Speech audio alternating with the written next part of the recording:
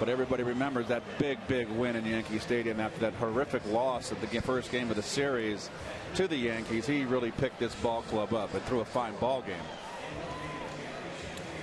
And the Chevy Metsy defense, as you could see, Schneider back behind the plate tonight. He had a day off yesterday. Sheffield, 1 error in 31 games. But let's remember, on the road trip, he was the DH. This is the first time he's back out there in left field playing defensively. And remember, he's got that tender right lower hamstring behind his knee. We'll see how he progresses now that the Mets are no longer going to be in a DH situation. Well, last week's Subway Series standout was newcomer Fernando Nieve with his outstanding 6 2/3 innings against the Yankees. The Verizon Subway standout is brought to you in high def by Verizon Fios. If you're not watching at Fios HD, see what you're missing. Call 1-888-GET-FIOS. Fernando Nieve, who had Tommy John surgery in May of 2007.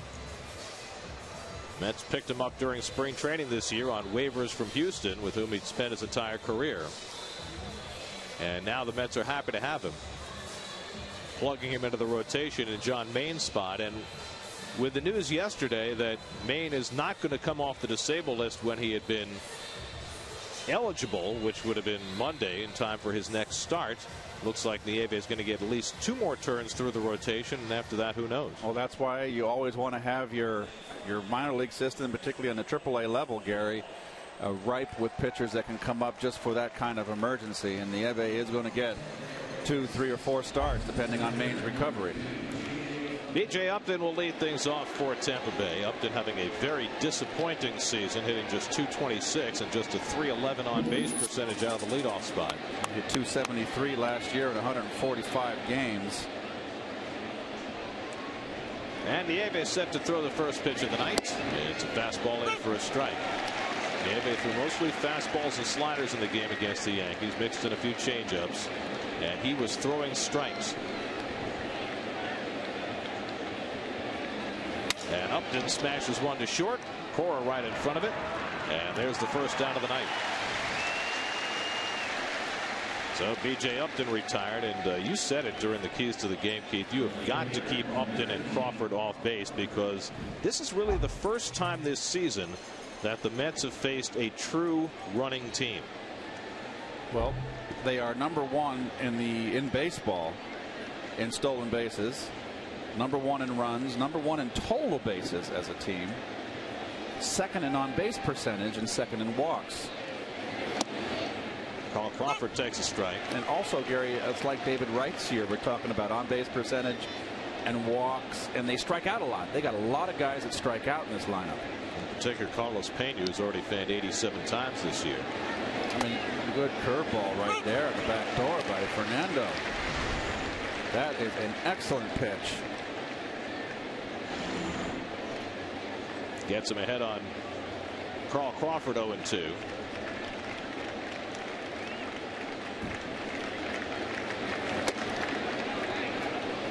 You have a lot of hitters today with an open stance. Gary, you see it more today than ever.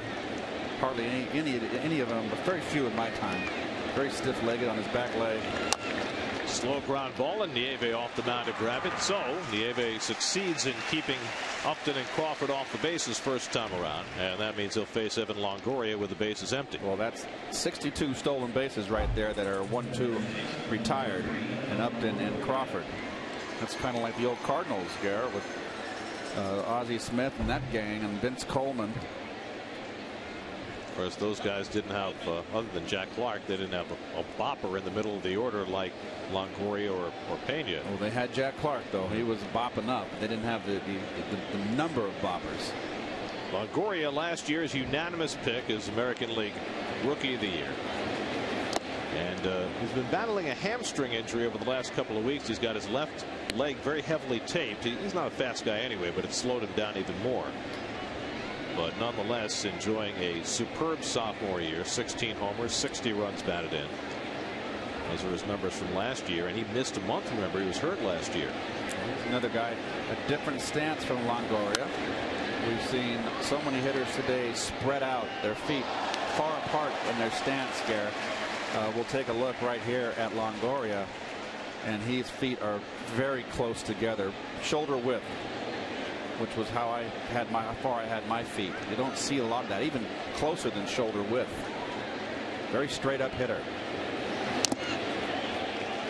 Which means he takes a rather long stride. Now, as a hitter, how do you avoid having your eyes dip if you're taking that big a stride? Well, he doesn't take that big a stride, at least not there. You always stride on the inner part of your foot, and that stops you and keeps your balance.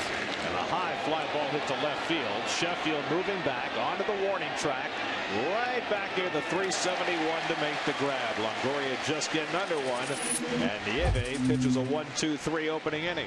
Mets come to bat, no score.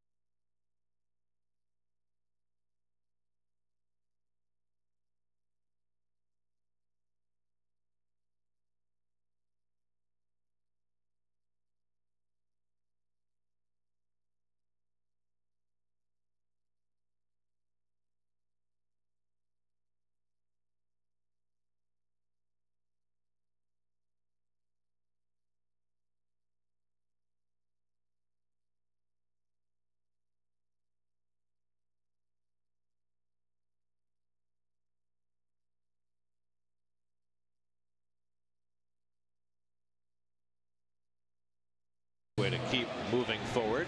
Gary Sheffield back in left field. The Mets have run out of DH games for the year, so they'll keep an eye on Sheffield. Daniel Murphy stays in the 2-hole, so Jerry changed his mind. He said it was going to be a one-day affair, but he goes right back there, and Luis Castillo settles in 8th as the Mets go up against right-hander Andy Sonenstein. Well, Sonenstein has had a tough year so far. 13 games so far. Won last year. 1-6 away with an ERA of 8.55 in 8 starts. Ouch. He is a strike thrower. And Alex Cora, who's been working a lot of long counts, takes ball 1. One thing in his favor, Gary, in his interleague play against the National League, he has a lifetime 7-2 record against the National League. First time he's ever faced the Mets, and Cora takes a strike. Well, Sonenstein is a fly ball pitcher, so this is a ballpark that certainly could help him. He's given up 14 home runs this year, tied for 3rd in the American League. And a breaking ball in for a strike, 1-2. Well, he's not overpowering. This is the pitching staff, a starting rotation, and everybody pretty much throws hard. He's the one that is kind of the dart thrower that needs to be just perfect with his stuff. Sonenstein 13-9 last year, then won 2 more games in the postseason. But it has not been a good year for him, although his last start was. There's the pitching coach, Jim Hickey, who used to be a pitching coach for the Astros. 3-2 now to Cora. There you see the numbers from last year, 13-9. But he has not backed that up this year with the unsightly 6.65 ERA, which is the highest among major league qualifiers this year. 3-2, and Cora bounces one to second. Ben Zobrist moving to his right and makes the toss to get Cora one away. And take a look at the defense, and it's brought to you by ChevyOffers.com. And you can see the 2008 Gold Glove winner right there. First baseman Carlos Pena, and he's also leading the majors in home runs. And they got a very fleet outfield out there. There's Carlos. Here's Daniel Murphy. 4 hits in the last 2 games. Had the big RBI double yesterday that gave the Mets the lead in the 7th inning, a lead they were ultimately unable to hold. And Jerry Manuel was saying today he thinks that Murphy's about to get it going. I'm just looking right here as you look at Upton. Why in the world is he playing slightly to pull Daniel Murphy, who we know loves that left center field gap, and that 3-hit night he had in Baltimore 2 nights ago, there was 2 to left center field and 1 up the middle. So curious positioning there. And his double last night was to left center. Yeah, it's in there for a call, strike 3. Goes down looking at the fastball. And so Sonenstein has his first strikeout, 2 away. Sonenstein likes to throw this backdoor slider. 2 left-hand hitters already, and he likes to pitch away. He hasn't thrown 1 pitch inside yet. And the Mets are paying attention in that dugout. Those left-hand hitters, boy, next time around, he's sitting on that outside corner. So 2 out and nobody on. Now Carlos Beltran, 3rd in the National League with his .336 batting average. Let's see there, the 87-mile-an-hour fastball. Not overpowering. Pretty straight, too, Gary. Breaking ball outside. Well, he's got to hit corners. Yep. And he's got to get a down breaking ball. That's the first down breaking pitch he's thrown. Everything's been flat so far. There's another one. Big bouncer down to Pena, and the Gold Glover fields it and takes it himself. And so a very tidy first inning for Andy Sonenstein as he sets the Mets down 1-2-3. On to the second. No score.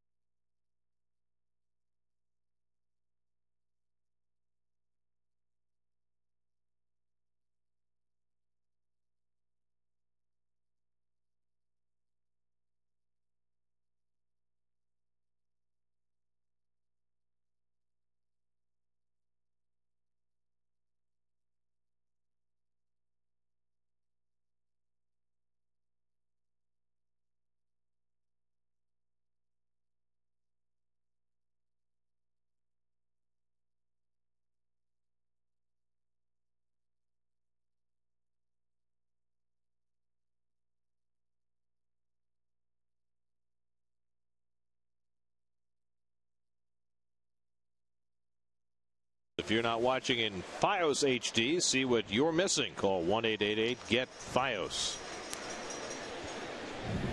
Carlos Pena leads off the second inning for the Rays. Pena hitting just .236, but leading the American League in home runs with 21.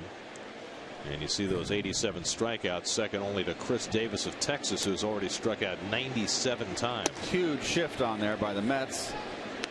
But interesting that Wright is staying home rather than shifting over towards second base. And there's that shift. Our award-winning director Bill Webb with that great shot for you folks at home. How many Emmys? Foul back, and it's 1-1. Al, that ball almost hit you.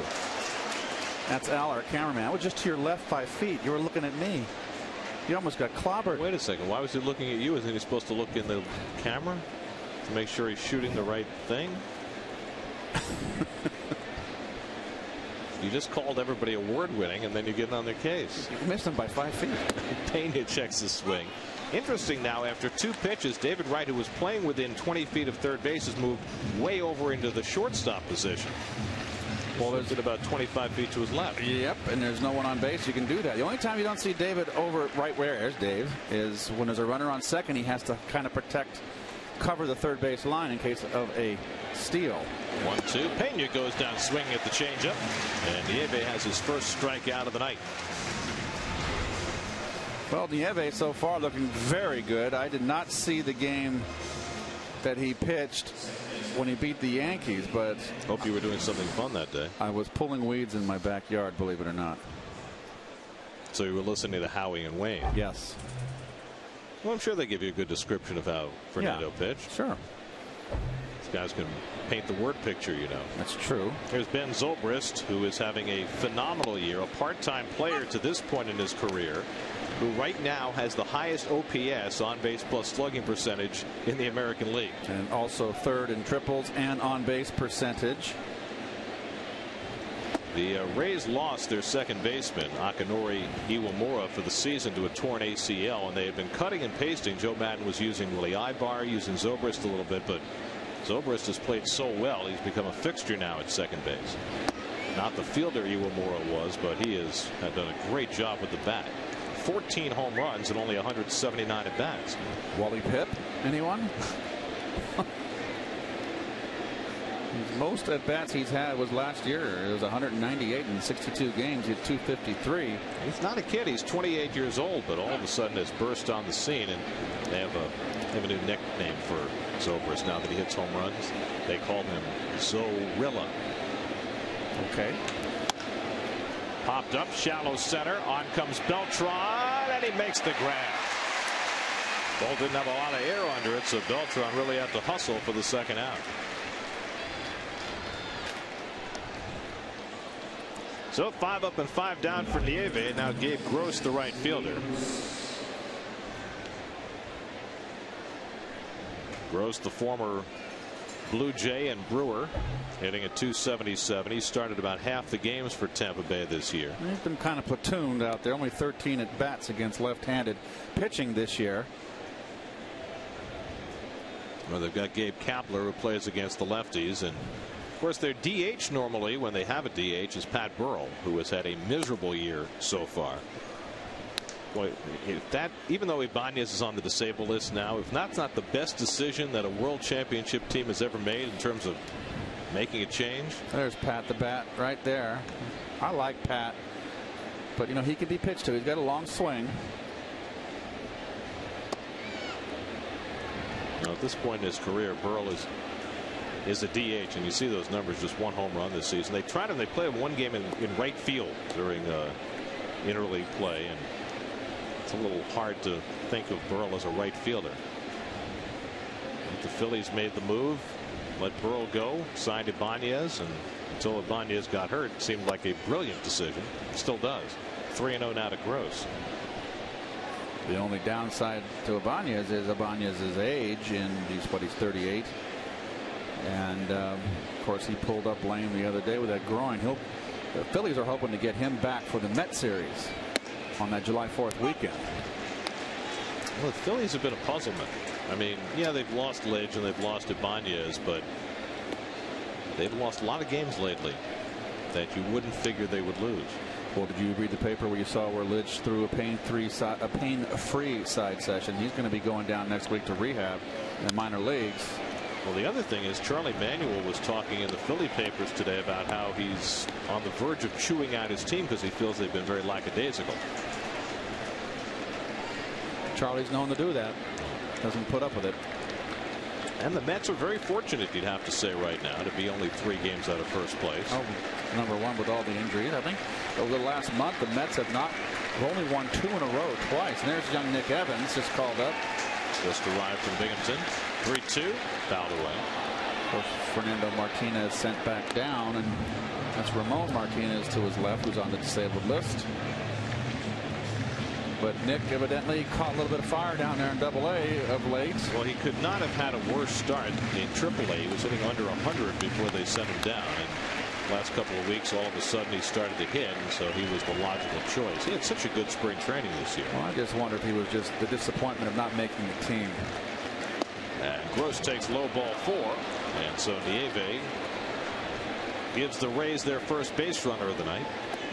So that's what Evans did in April before he got sent down to Double-A. That's hard to believe, is it not? And like I said, I just wonder, with the great spring that he had, was it the disappointment of not making the team? And as a player, you can't let that happen.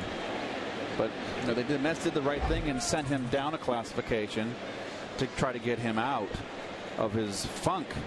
Well, here's Jason Bartlett, who is having a very surprising offensive year, hitting at .376. He recently missed 3 weeks with an ankle injury, but wrapped around that 3-week stint on the disabled list, he's got a 13-game hitting streak going.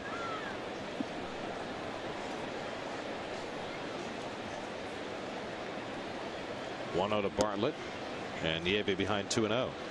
Guys, more with Evans, talking to him about that dreadful start, and he said, what, going down to extended spring and kind of starting all over again, I felt it helped me. I thought it was important to learn how to deal with failure, to try and figure it out and get out of it and get back on my feet, and that's what I did. He actually did see a sports psychologist for a short time down there to try and get everything right, but I think he's in a good frame of mind, and he actually kind of embraced the experience, Keith. I think it was pretty good to see from him just before game time tonight. By the way, that's Kevin Burkhardt's voice, in case you didn't recognize him. Hi. Hi, Kevin. Hi, guys. Gary, is Keith still eating that barbecue? I believe there was a crab cake involved also. You know how many people asked me about that barbecue? And I stayed overnight in the city and in the streets. Around 5 people came up to me and said, how are Booger's ribs? Well, did it measure up to Lazinski's barbecue or to the Blue Smoke outlet here? I'm going to play the politician. They're both delicious. You can't go wrong. That really was very political for you. Independent. 3-2 now to Bartlett. No, I wasn't implying that it was, it was partisan, but it was definitely politic. Leona Navarro, the number 8 hitter, on deck. No score. We're in the second. After a 2-out walk to Gross, Nieve has gone 3-2 to Bartlett. So Gross will be in motion. Hit to center field, and Beltran easing back, and that retires the side. So Nieve turns in a couple of hitless innings. We go to the bottom of the second. David Wright to lead off. Mets and Rays. No score.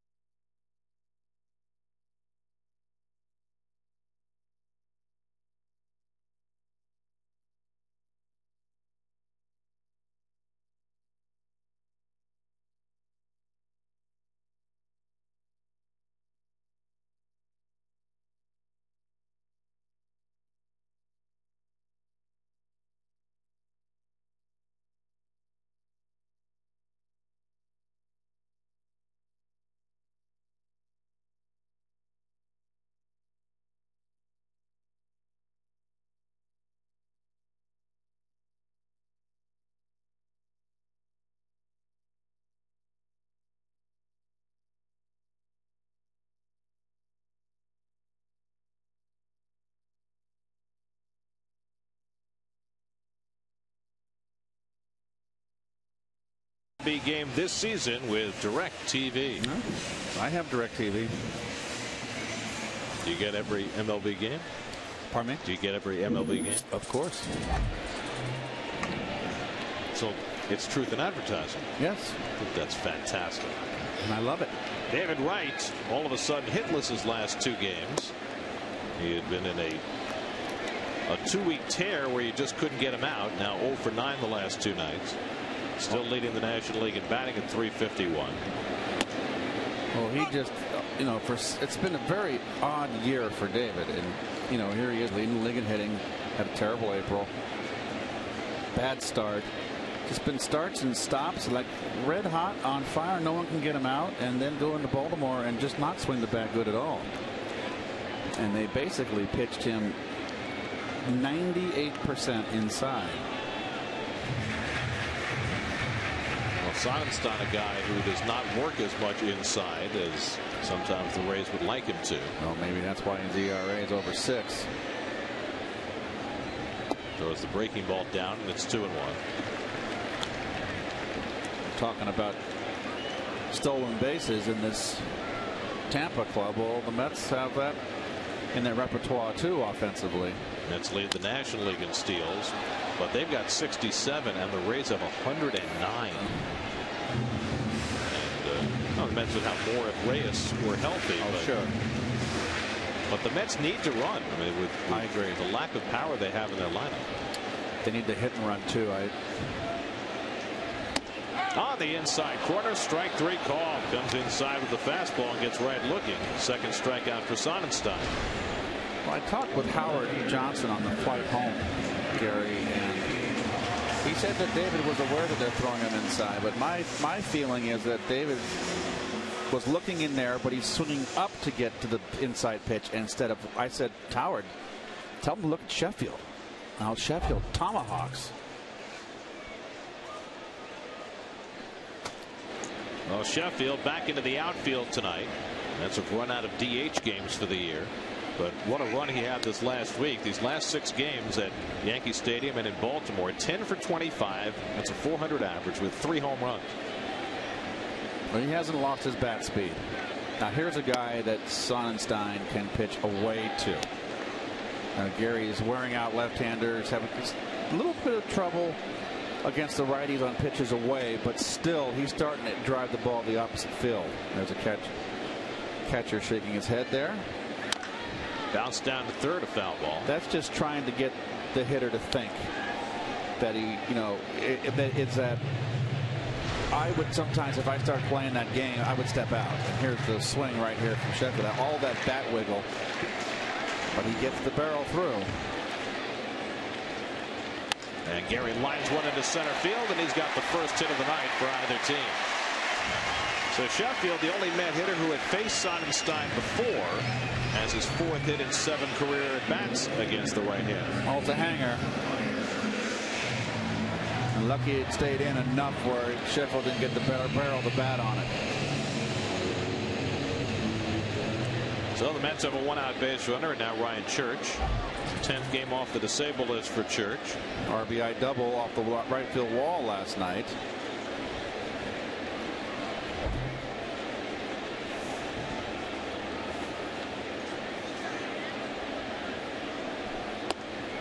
And Ryan takes outside ball 1. Excuse me, that was 2 nights ago, wasn't it? Well, last night it was an RBI single. That's right, because he was hit so hard down the 318 mark in Hampton Yards. Speaking of the Orioles, they just got 3 in the 2nd in Philadelphia and lead the Phillies 3-2. Phillies pitching, starting pitching. That would be Antonio Bastardo tonight. Matt Wieters had a 2-run double in that inning for the Orioles. You killed my father, prepare to die. What is that? Bastardo. I love that name. I love that. You can certainly play with it. I'm thinking of A Princess's Bride, of course. Sounded like the Treasure of Sierra Madre. There's a strike, and it's 1-2. Well, there they are, right there. Well, they're not facing the field. They're actually facing 126th Street, out behind the bullpen.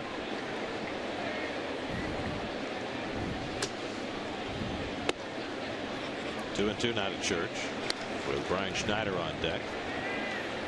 And you can see that Sonenstein has very erratic with his breaking ball, and he loves to throw it. Comes off a good 7 1/3 against Washington his last time out, his 5th win of the year. Just missed, and it's 3-2 to Church. So will they, with the bad wheel, will they send Sheffield 3-2 here? Got to believe the Mets have got to start making things happen. I would put him in motion. Just force the issue. Well, Gary's leg's been feeling a lot better the last couple of weeks, but not going here, and Church fouls it off. If a base hit to right field, Sheff is not going to get to third base. Not with the way he's running. At his advanced age, baseball age, I should say. He's actually in the prime of his real life. He's a young man, yes, compared to you and me. Not running on the first 3-2 pitch, and not running here. Church fouls that one back. He had a good rip.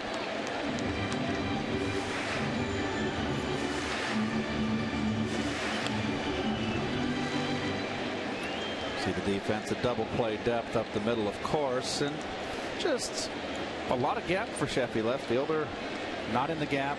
A lot of speed in that outfield, though. Crawford and Upton can both fly. This will be the 8th pitch of the at-bat to Church. And he missed ball 4. So Sonenstein, who walks very few, issues his first, and the Mets have 2 men on. And I think Sonenstein was a little surprised he didn't get a call there. It was low. Phil Cuzzy, the home plate umpire. We would be on the bench saying, quit begging. Well, now Brian Schneider, who's done a very nice job swinging the bat since coming back from the disabled list. 9 games. He's 8 for 24. That's .333. And Sonenstein, when runners have gotten aboard, has crumbled this year. Look at that. .413 with runners on base. And the curveball misses. Oh, now he's got a reason to gripe there. That's a good pitch.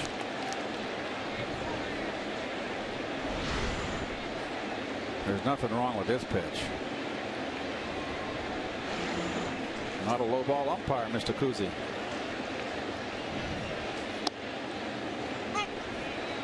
See that little flat slider he throws in the back door, Gary?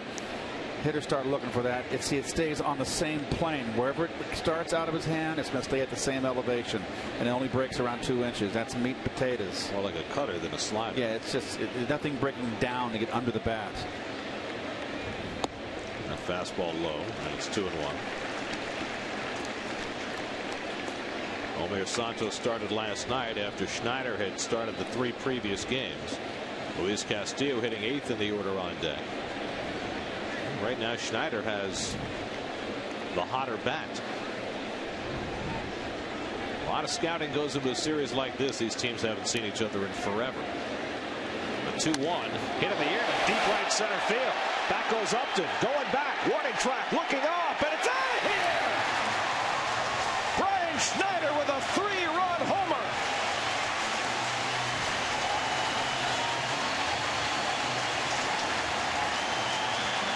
First home run of the season for Schneider, and it's 3-0 New York.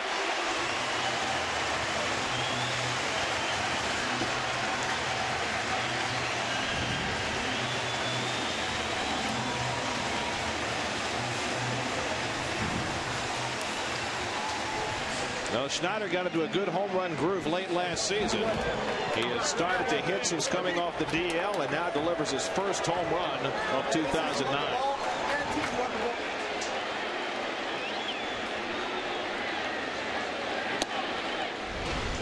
Well, it falls behind the count, gets into a hitter's count, Gare. Fastball, oh boy, right down Broadway. And you continue to live on that outside corner to left-hand hitters and you don't pitch inside, then they're going to be diving on you, and you're going to get your lunch. Just to the right of that 415 mark and well back into the bullpen. That'd have to be at least 425 or 430. Castillo bounces one over the mound. Bartlett to his left makes the quick toss and gets Castillo for the second out. I don't think I've ever seen Brian Schneider hit one quite as far as this. Well, there's the reaction in the dugout. That's got everybody smiling, getting up on top early. Important to start the homestand. This is a big homestand too, Gary. Got 3 with this ball club right here, 4 with the Cardinals, and 3 with the Yankees. It's a big 10 games homestand. Now the pitcher Nieve takes a strike, his first plate appearance of the season. His first start came in the American League Park. Well, Sonenstein's now given up 15 home runs and at least one in each of his last 8 starts. This is not a great home run hitter's ballpark, but when you hit it as far as Schneider did, it goes out of anywhere. Well, when you hit it like that, there's not a park that's going to hold you. 1-2 to Nieve.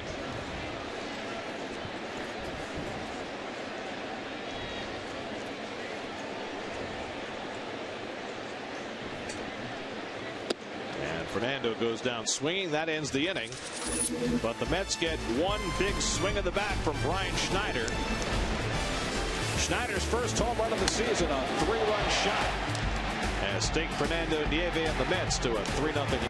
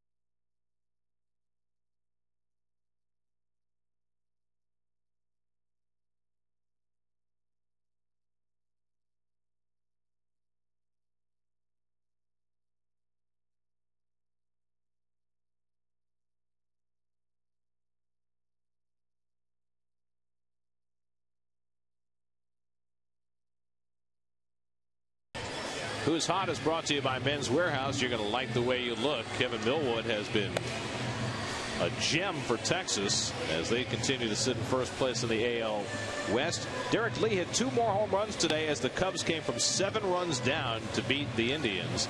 And Joe Mauer, well, what can you say after missing the first month? He's hitting 420. That's with power. 43 games. That's pretty darn good.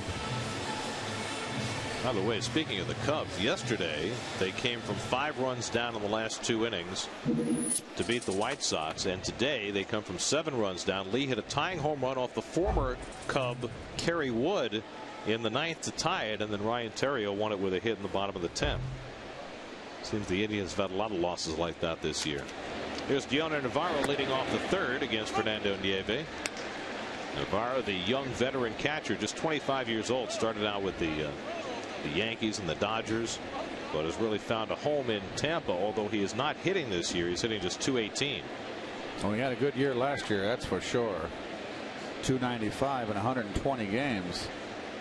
Switch hitter, lines one toward left field, a base hit. Sheffield over to play it. Navarro doesn't run very well, so he stops at first base with a leadoff single, the first hit off Fernando Nieve. Oh. Watching the Picks game of the week could land you some amazing seats at Citi Field during every Mets game here on Picks. We're giving you a chance to score free tickets to an upcoming game presented by McDonald's and the new Max Snack Wrap. So tune into the Picks game of the week all season long for your chance to win free Mets tickets. There's home plate, the old Shea Stadium, right there in the parking lot. I believe that's over the left field fence, Garrett. Towards right behind the where the foul pole is, or it's behind us? You tell me. It's behind us. Makes me very sad to see that. You see, behind the third base stands.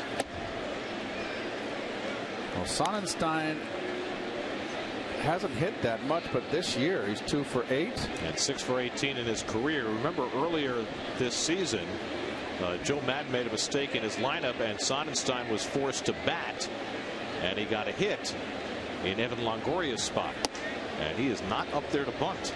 2-1. How about that? American League. You can see David Wright very aggressively at third base. He will come in tighter.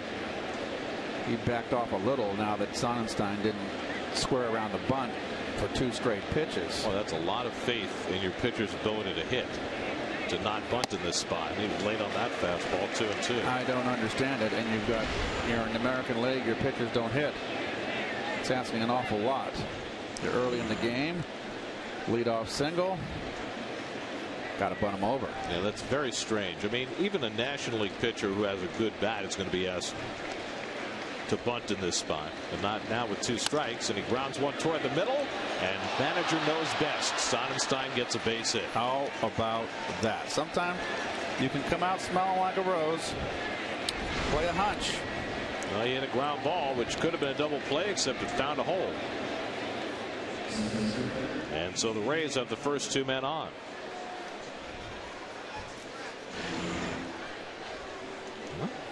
How about that? Makes like a hitter. Now he's hitting .368 for his career. That's the beauty of having a hitter in the lineup, having the hit. He is the wild card in the deck. So now B.J. Upton, who grounded to short his first time up, and Schneider and Nieve with a runner at second base for the first time. Make sure they're set on the signs.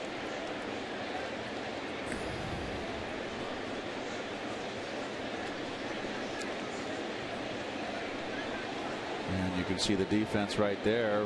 Beltran playing rather deep for Upton there. Upton, a very tough man to double up. Thinks about a bunt. A drag bunt. Wright was playing in on the grass. David Wright knows B.J. Upton about as well as anybody in the major leagues. B.J. and David have been friends since they were about 8 years old. And they played 2 years together in high school in Virginia at Hickory High School in Chesapeake.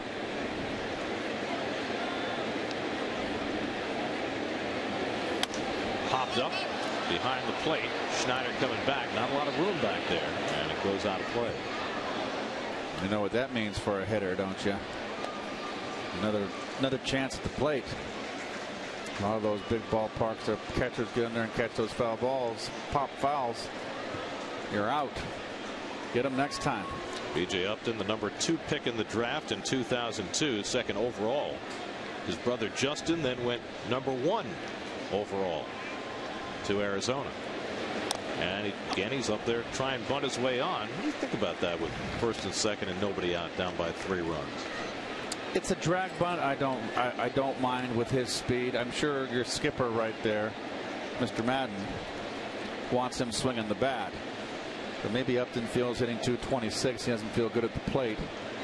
It's interesting, batting stance here. Open stance. Usually you see the full face of a hitter when he's opened up like that, his front foot open, but you only see half of his face. He doesn't face the pitcher. It's interesting. He lunges for the slider, lifts it to right center, and Church is in to grab it for the first out. Good pitch by Nieve, getting Upton one away. Well, good breaking ball here. Nieve showing a good little late slider out of the strike zone. You can see right there he has no chance. Whenever a hitter does the elbow bend there, it's not going to happen for you. So 1 out now. Carl Crawford, who hit a comebacker his first time up. Crawford's been struggling lately, just 3 for his last 22. Last year was a magical season for the Tampa Bay Rays. They won 97 games. They won the American League East. They beat the Red Sox for the American League pennant before losing the World Series to the Phillies, and it was gratifying to nobody more than to Carl Crawford, who had been a Ray since 2002 and had suffered through some monumentally bad years as the best player at times on those bad Rays teams. And Crawford finally got rewarded in his 8th year with Tampa Bay with that great season last year. That's basically with the Cardinals. I came up in what 75 or 74 late in the season, so we don't count that. So 75, 76, 77, 78. 7 years. The 7th year we won. Yeah. Just about the same as Crawford, though. And it is very gratifying to have gone through lean years and have it all come full circle. There's the 1-2 off the corner, and it's 2-2.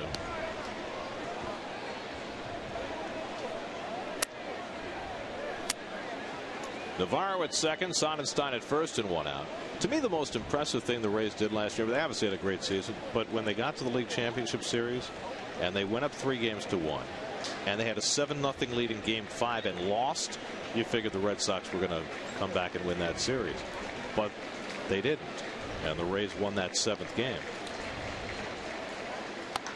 Pulled down at first.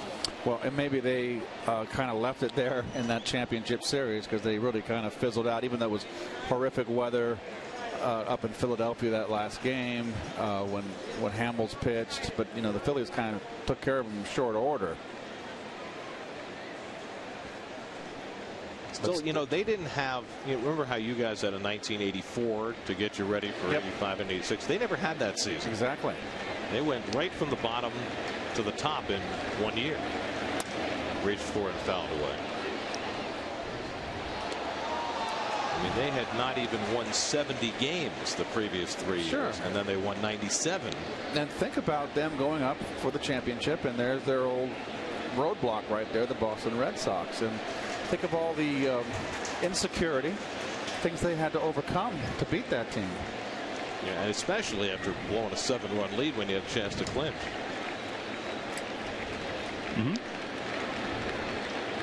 Was that Kevin?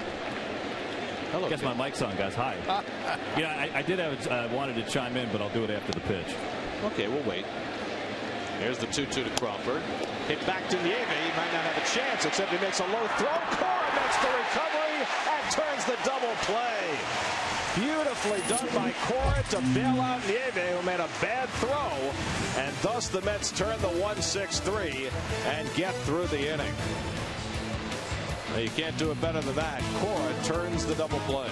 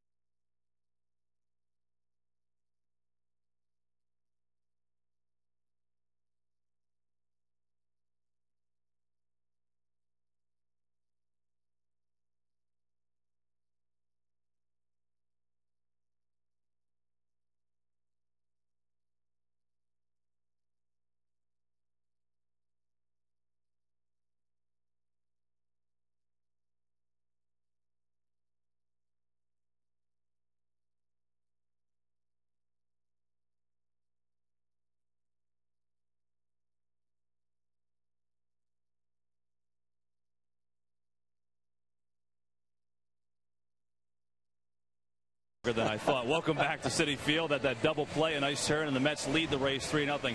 I wanted to add to the conversation you were talking about, as I had a conversation with Carlos Pena today about what the Rays have done and about all of a sudden that success that they found and how they're dealing with it. And he said, well, certainly the public perception of us is different. he said certainly I think opponents view us and maybe even play a little bit harder and differently against us. But he said he thinks honestly, unfortunately, that has hurt the team a little bit this year in the sense that sometimes they try to live up to that moniker, if you would. They try to be the AL champs. They try to live up to these false hopes. And he said, I think we almost at times this year forget what got us to where we were last year. You know, we were so loose, we had so much fun, and we need to do that a lot more often. So I'd like to get your guys' take on that. Just the fact that, first of all, the honesty, just how, you know, now living with that expectation of what they achieved last year. Cora grounds one toward the middle, and he's got a base hit. So after making the fine play on the defensive end, Cora gets the Mets started in the third. Well, Kev, I can tell you, I didn't feel that expectation team-wise the next year. We felt we were good. We won the World Series, and we went into that season confident. What happened to me was more on a personal level. Up to that point, the World Series win was the last accomplishment I needed to accomplish in baseball. I had accomplished all the individual ones. I'd won a Golden Glove. I'd won a batting title. I'd been an All-Star, and I won an MVP. The only thing lacking, Kev, was a World Championship. You're talking about your first one with the Cardinals. Yes. And after winning that in '82, I went through kind of a doldrum in '83 where I felt, what else is there to do? I was looking for something to motivate me. And I think that was part and parcel of why, you know, Whitey said that there was Cora. And Murphy with the hit-and-run single. Cora will pull in at second as Crawford was playing shallow. So the Mets play hit and run, and Murphy comes through with the base hit. Well, we talked about it in the open about the Mets having, because there's not a lot of extra base hits. They've got guys in this lineup that can hit and run, and Murphy is one of them. Cora is one of them. And this is the perfect pitcher to do it with, too, a strike thrower like Sonenstein.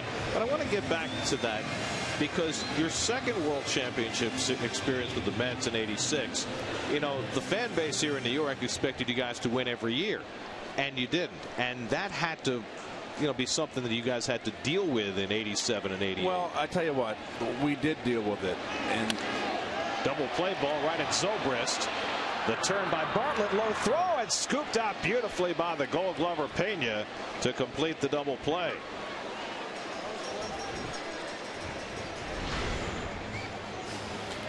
Well, watch this throw, the slide right there. Not a good throw. Fortunately, it's a long hop. But watch where the glove starts, you kids.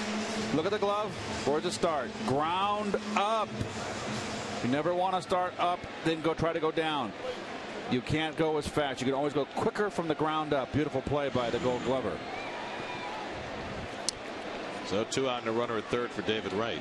And, you know, furthering that point, you know, they were just good teams. We played the next, what, '87. The Cardinals were a very tough team. Went down the wire with them. We had our injuries. We didn't fold. We fought down to the bitter end. And in '88, we won again. So I never felt a letdown. I always felt that we were good enough and never had let the expectations that everybody felt we were going to win every year. It didn't feel that way. Wright cracks one to right field. Back goes Gross near the wall, and it hits the fence. In to score is Cora.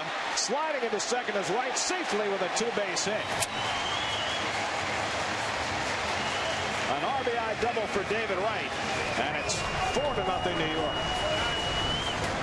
Well, let's see the pitch. Wants to come in. Oh, right down Broadway and down, and that's where David likes it. Off the halfway up the wall.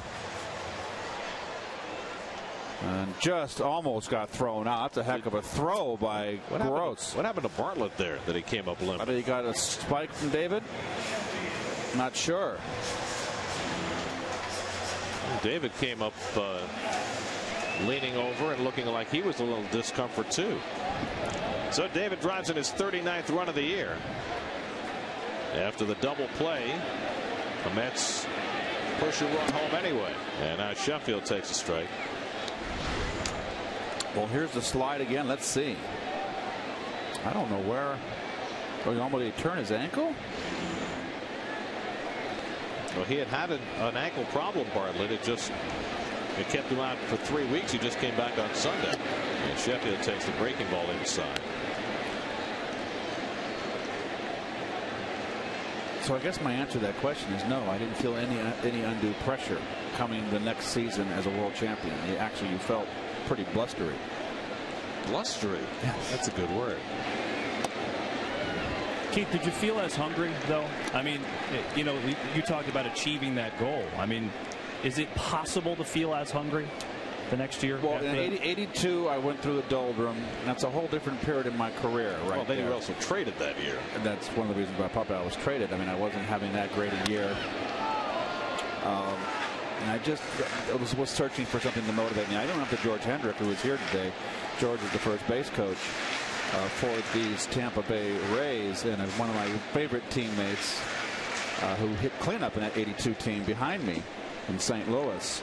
But as far as the Cardinals were concerned, it was like, okay, hey, let's go. We were looking in terms of let's be the next Cincinnati Reds, Oakland A's.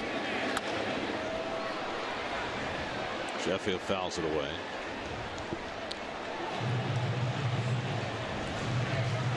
You know, guys, I almost wonder from Pena's perspective, this is a team that obviously didn't win it all.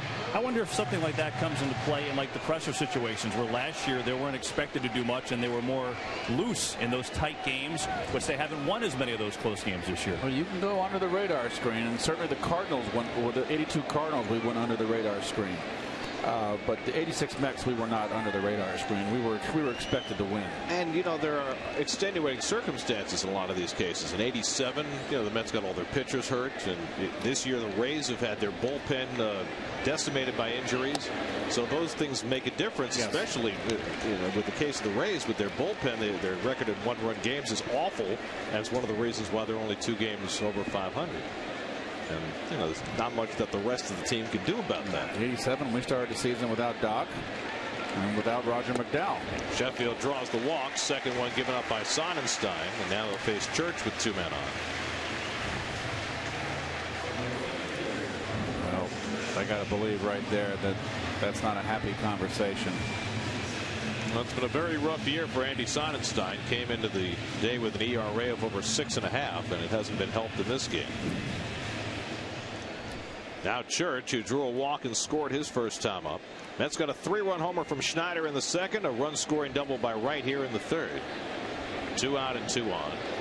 And the curveball in for a strike to Church. Well, they lost Scott Kazmir, too, and he's down and doing his second start tonight, I believe, and down in the minor leagues. And he's ready. Last night, he's ready to come back shortly, and there's rumor that it may be Sonenstein that gets shipped out. You heard the story about Kazmir, right? That he went to consult with, yes, of all people, Rick Peterson. Well, hey. Well, but it's just that in many Met fans' minds, Peterson was the culprit in the trade of Kazmir for Victor Zambrano. Hit in the air to right field, and Gross is there waiting for it. So Church retired to end the inning, but the Mets tack on a run as David Wright bangs one off the Xerox sign. David's 20th double of the year gives Fernando Nieve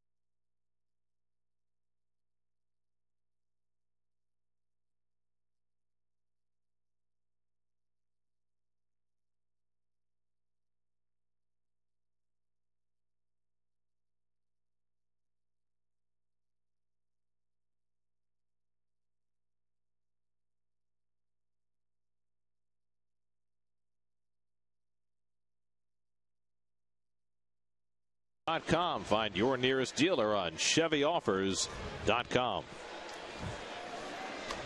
Heart of the batting order up for the Rays in the fourth. Evan Longoria, Carlos Pena, and Ben Zobrist against Fernando Nieve, who's off to another terrific start to his night. Longoria takes a big hack and fouls it back. Longoria just missed one his first time up, got under one, and lifted a sky-high shot right to the wall in left field. Oh, there's my old cleanup hitter, George Hendrick, from the old Cardinal days, 1982. He drove in the game-winning run. He singled behind me in that Game 7 against Milwaukee. I had tied the game up, and George got the RBI single to right field. It was the go-ahead run for good. We won that game, I believe, like 8-5. I'm not sure what the final score was. And of course, Bruce Sutter came in and locked it down. Now, you said that George Hendrick was one of your favorite teammates. Yes. That would imply that he actually spoke to you guys. Oh, yes. And when we traded for George from Cleveland, I believe, Whitey traded for him. I was 81, I believe. I said, what the heck are you getting George for? Because all you heard was he was, trouble. And well, he didn't talk to the media. Yes, and he had a reason for that. And I'm not going to divulge the reason. He had a bad experience, and that was the end of it.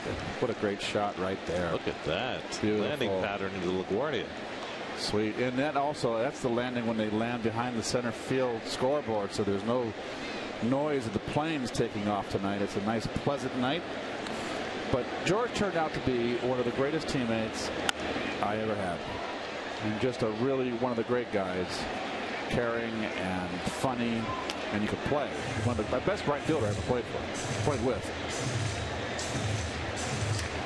George was the first round draft pick in '68 by the Oakland A's. Back in the days of Charlie Finley, was traded to Cleveland for Ray Fosse, along with Dave Duncan, the current pitching coach for the Cardinals. 3-2 to Longoria, and George Hendrick was also one of the guys, maybe the guy, who set the fashion trend with the long pants. Yes, he was one of the first guys with the pajama pants, we called them. And George looking around. George likes fast cars. He had a Porsche. He loved his Porsche. 3-2. Longoria dribbles one foul. And he liked to drive it fast. He got pulled over more than a few times in St. Louis, and they told him, finally said, George, could you please just keep it down? It was the only vice George had was driving fast. Can't stay in the lineup if you're in traffic court.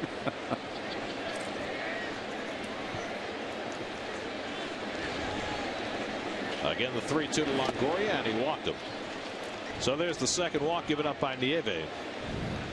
And the Rays have the leadoff man on for the second straight inning. Well, here's your chance to win 2 tickets to a game at Citi Field, presented by McDonald's on the new Mac Snack Wrap.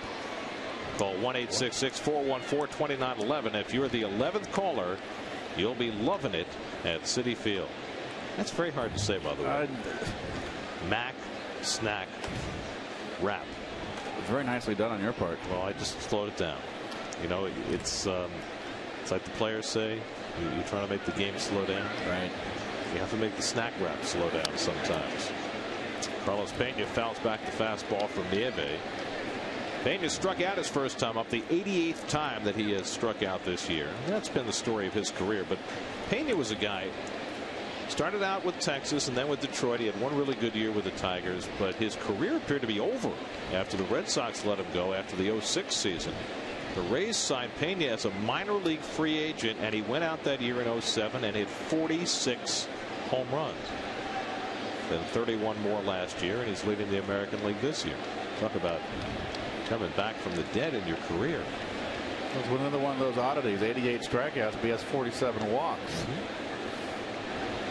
Kind of an Adam Dunn type, although unlike Dunn, he's a tremendous fielder. He's been walked, I believe. He's up there in intentional walks. I think he's got 11 or 12 intentional passes this year, along with Longoria. Carlos is a very intelligent guy. Went to Northeastern University, majored in electrical engineering. That's hard. That's not my forte. No. It's not the forte of anybody who's not an electrical engineer. Or wants anything to do with mathematics. I pass. Nieve urging himself on here. Fell behind 2-1 here. Working with a 4-0 lead. And Pena takes low, and now it's 3-1. Nieve is going to take a moment to talk to himself. There you go, slugger.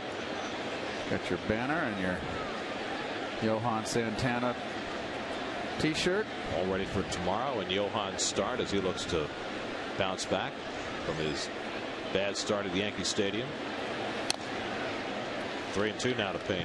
It could be a good team for Johan to come back and pitch to, a team that free swings and strikes out a lot.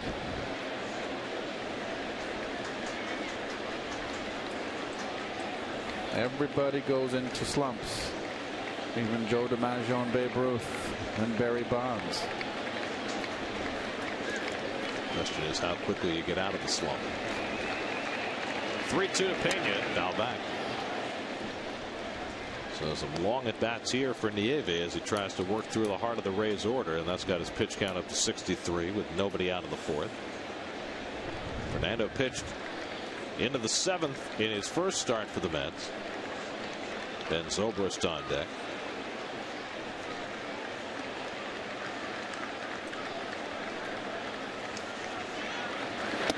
On the inside corner, strike 3 call. Pena down looking, second time he's been struck out tonight. I believe this is a changeup. And he meant to get it away, and it's inside.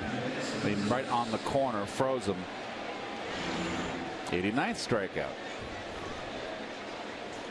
Second of the night for Nieve, and they've both been of Pena. So 1 out and 1 on. Here's Zobrist, who flied to center his first trip.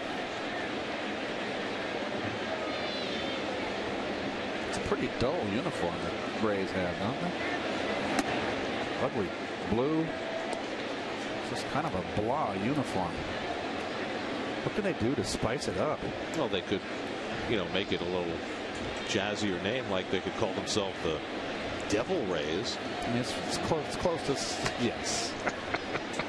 And it's very similar to Seattle's uniform, correct? Hit in the air to right center field. Chasing Beltran back to the track. He runs it down some 412 feet away. Now Zobrist hit it to the wrong part of the ballpark. A long second out. Well, that's out in most parks right there. That is the deepest part of Citi Field right there. 415. Right by the Geico sign.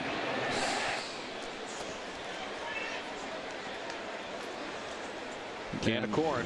For Carlos, a can of corn. He just so gracefully runs that down.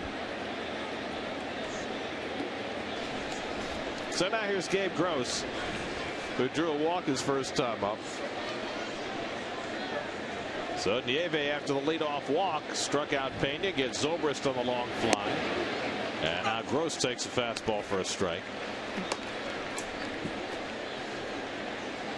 Well, in his start at Yankee Stadium, Nieve gave up only 2 hits over the first 6 innings. Here he is in the 4th inning. He's allowed just 2 singles tonight. That ball was crushed. And you know what? As a pitcher, and I think the Met pitchers are become more familiar with this ballpark. You fall behind, you can run it up there, and put it in play. This is a big park. Zobrist has hit 14 this year. Might have thought he had 15. Certainly out at Tropicana Field.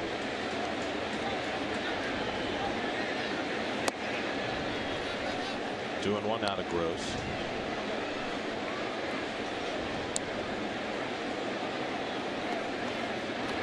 Jason Bartlett waiting on deck.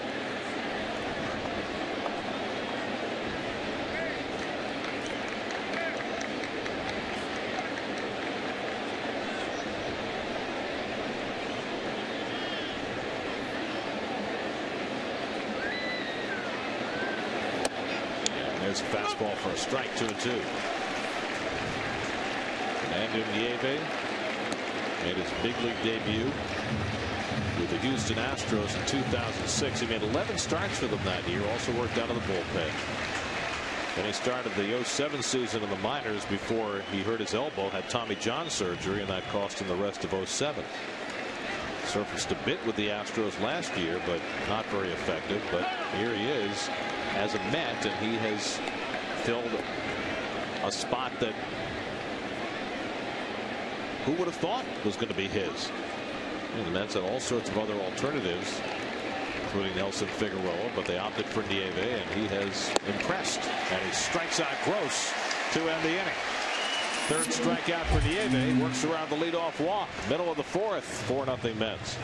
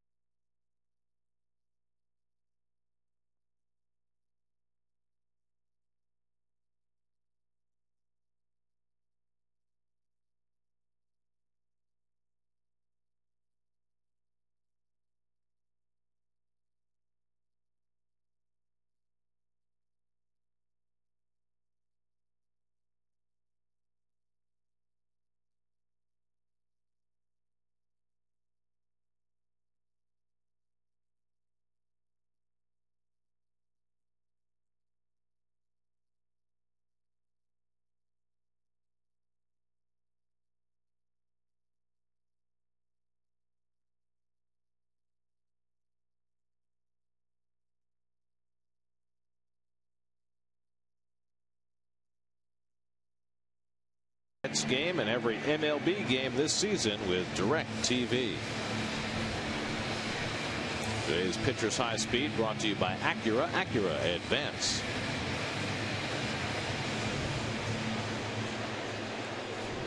There's the blip. Brian Schneider delivered the big blow in this game. A 3-run bomb in the second inning into the bullpen in right center. His first of the year. A 3-run shot. Well, 2-1 count. Tried to throw a cutter on the outside corner, and he cut it over the middle of the plate and down, and a bomb. Curveball hit on one hop to Zobrist, and he throws out Schneider for the first out.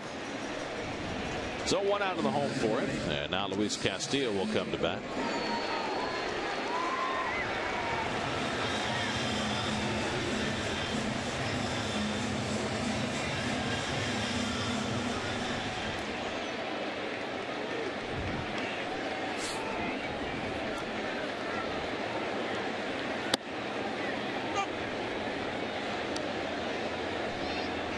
Castillo grounded out to short his first time up.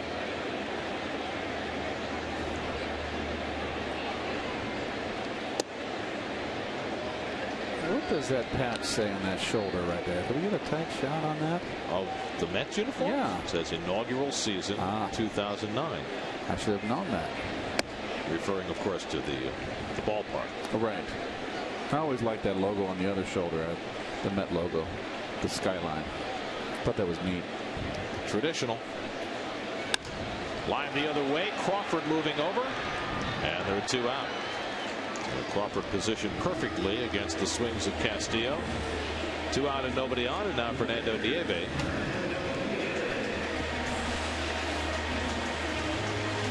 Gets a nice cheer from the crowd. As well he should. Absolutely.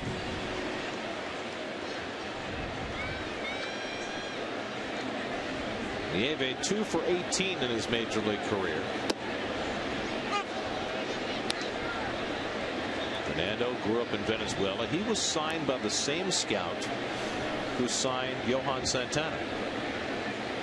Andreas Rayner, who worked for the Astros. The Astros were accumulating players in Venezuela long before any other team got serious down there.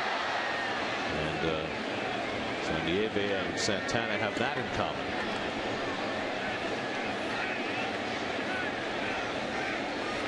And now they have in common that they're teammates in the Mets starting rotation.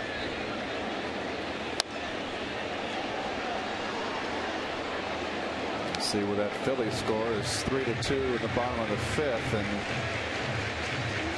with Raul Ibanez on the disabled list, the Phillies called up John Mayberry Jr. called him back up. Homered yesterday. Nieve down swinging.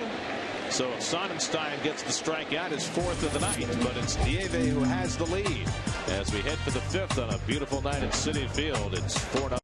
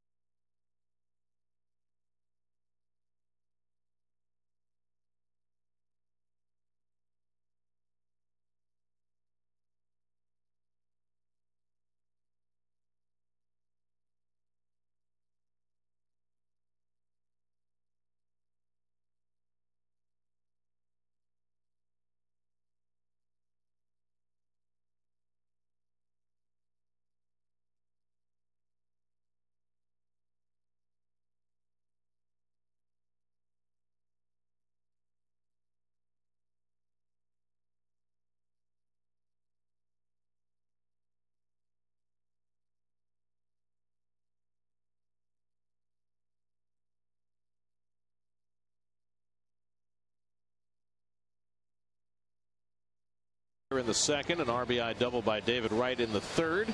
Great pitching again tonight from Fernando Nieve, and add in a whole bunch of great looking blimp shots, and it's been quite a night for the Mets so far. It's a great shot of the right field there, up where the Modell Lamo zone is, how it concaves in there, the concave corner there, angle I should say.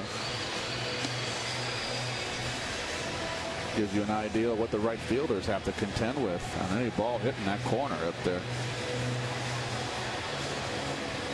It really is a beautiful place. It sure is. It's just so beautiful. And there's that Pepsi porch overhanging right field. That really gives you a good sense of just how far out over the field it goes. Outstanding. We should have that blimp every day. How come we don't? I think it costs money. Oh, that's right. But it's great to have every once in a while. Everybody's got to sacrifice. Jason Bartlett pops the first pitch up, and Daniel Murphy down to play it. One pitch for Nieve and one out in the top of the fifth.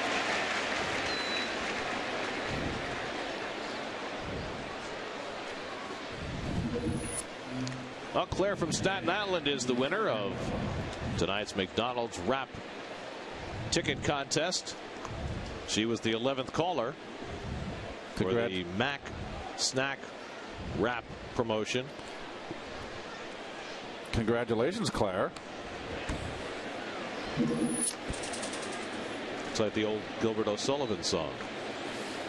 Claire. Here's Jonah Navarro, who had a base hit his first time up, and takes ball one. Base hit down the left field line, opposite field. Now, Wright was playing further off the line against Navarro than he is now, and Navarro hit it between David and the line.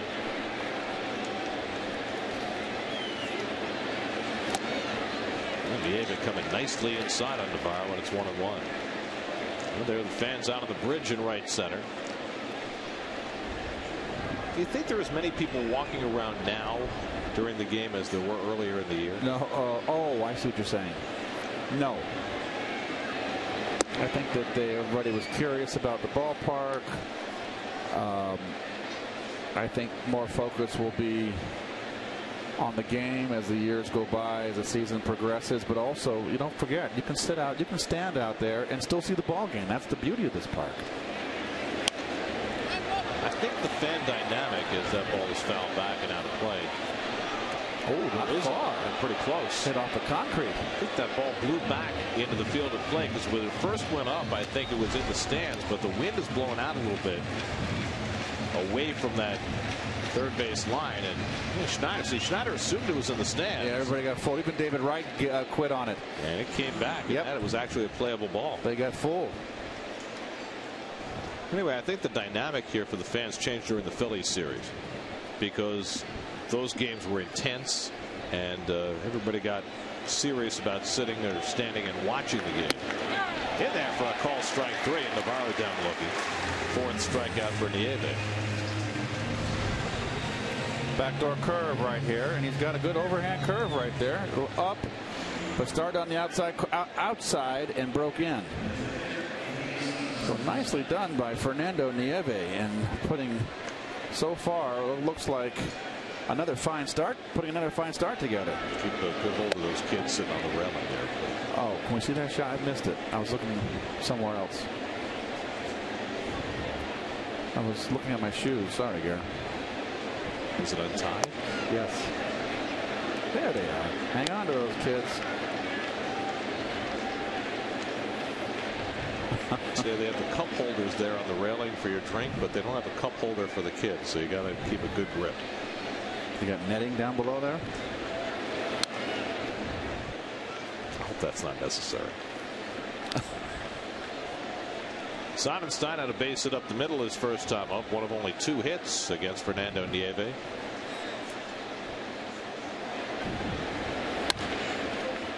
Cora playing him up the middle this time. Perfect spot to be, and Nieve's got himself a 1-2-3 inning, his second of the night. Halfway through, 4-0 New York.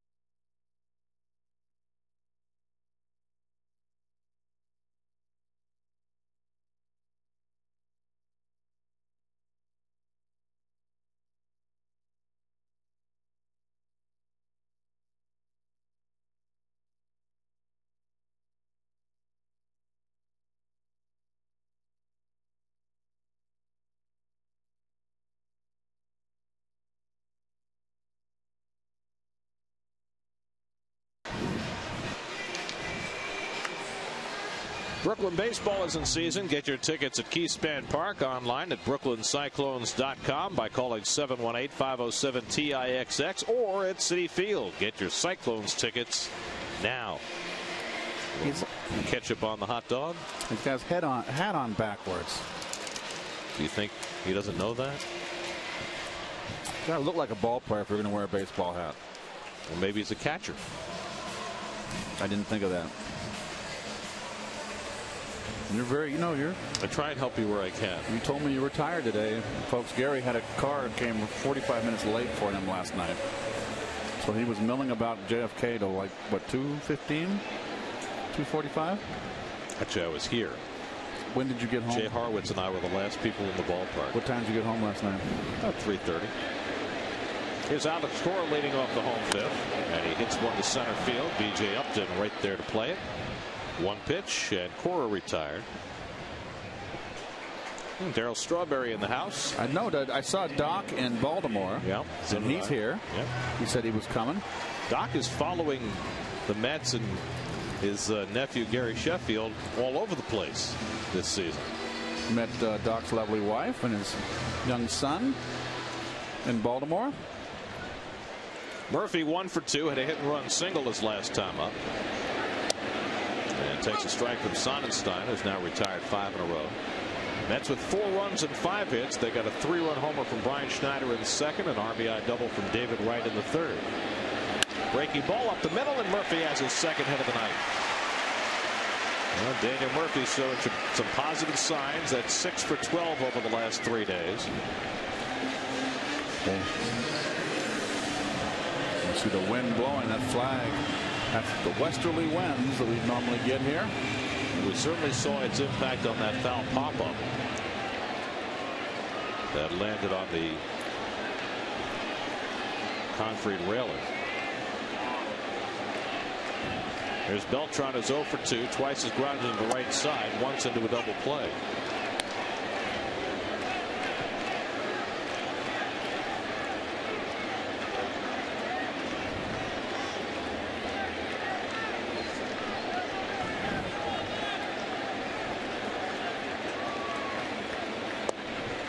Carlos takes low and inside, 1-1.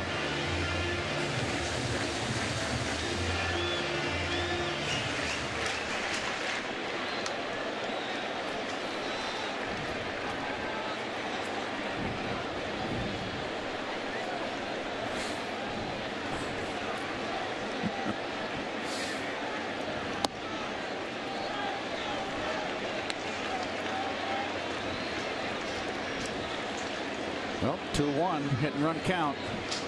Jerry's hit and run once already in today's game. That was Murphy's last at bat, and that was successful. Ground ball down to Pena. Gets one. Bartlett's return. Sonenstein covers. Safe. He was off the bag. That close to the second double play grounder for Beltran tonight. Well, that's a case right there. A nice Pena does everything right. Perfect, no waste of time, but he could have got back to the bag. The pitcher has to be, he's running, he's looking over his left shoulder, and then he's got to find the bag, let alone catch the ball. If you are a first baseman, if you can get back there to that bag, take that pitcher out of the play. See, he's feeling for the bag. He can't look at the bag. He has to look at the ball. He almost dropped the ball. He tried to kind of shove that foot over to the right, but Beltran got there before he could. Carlos' legs feel good. Try to steal a base here. Good breaking ball by Sonenstein to start off right. So the inning continues. David doubled off the fence in right center to drive in his 39th run of the year in the third.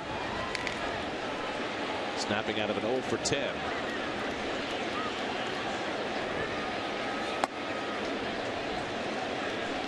1-1 to Wright.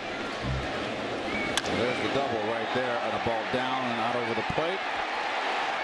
And we mentioned that was off the O and the Xerox sign in right center field.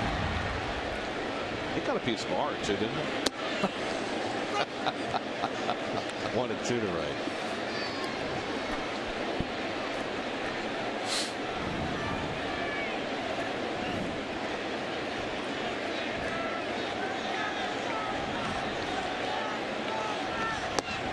Gets Wright swinging. Sonenstein fans David for the second time. 5 strikeouts for Sonenstein. We've played 5 now at Citi Field. 4-0 New York.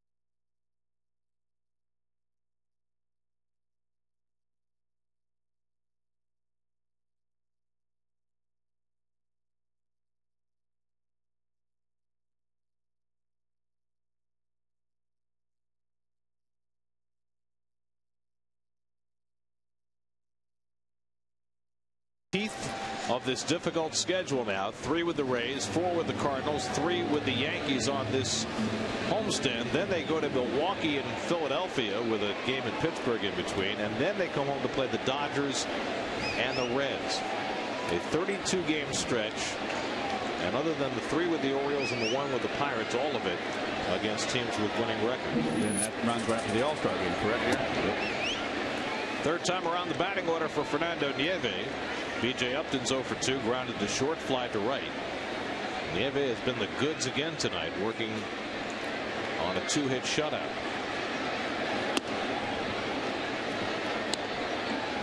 He has been good.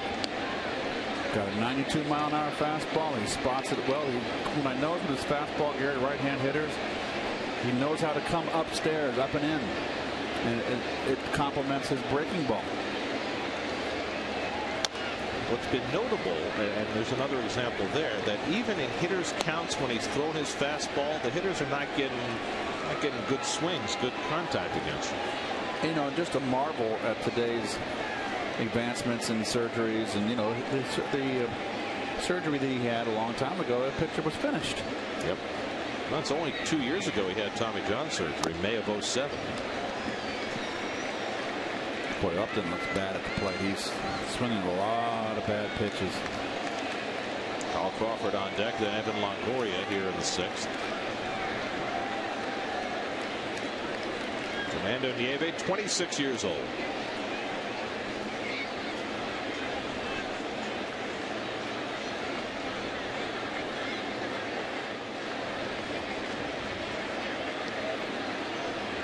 Two to Upton. Bounce toward the hole. Cora on the backhand has no play against the speed of Upton. Couldn't get a good grip. And it's an infield single for Upton. Just the 3rd hit off Nieve. Well, the backhand. See, he had the bad. He just had the poor exchange there. I shouldn't say poor exchange. And I wonder if that had anything at all to do with the thumb. We haven't seen the thumb hinder Cora really in any way. Well, one thing's for sure is the speed of Upton rushed his exchange there and didn't come up clean. So now Carl Crawford, who hit into a 1-6-3 double play his last time up, with Cora making that great pickup in the middle. Nice check in with Kevin. Well, guys, obviously Nieve has got to worry about Upton here, but I talked to Carl Crawford before the game about stolen bases and his approach, and he felt that this year he's really on another level because he's paying more attention. He's 37 out of 40, a terrific percentage for that many steals. And he said, you know, honestly, in years past, I just got on and ran. I didn't pay attention. I didn't study pitchers' moves, things like that. This year, I'm watching tape. I'm learning their moves. I asked him about time to home. He said anything over a 1.2, he's good, which is pretty good, by the way, anything over 1.2. But he credits just really paying more attention this year. He said he's maturing as a base stealer, which is scary to think. 1.2 referring to the pitcher's time, 1.2 seconds getting into home plate. Cora retreating on the pop-up by Crawford, and that's the first out of the inning.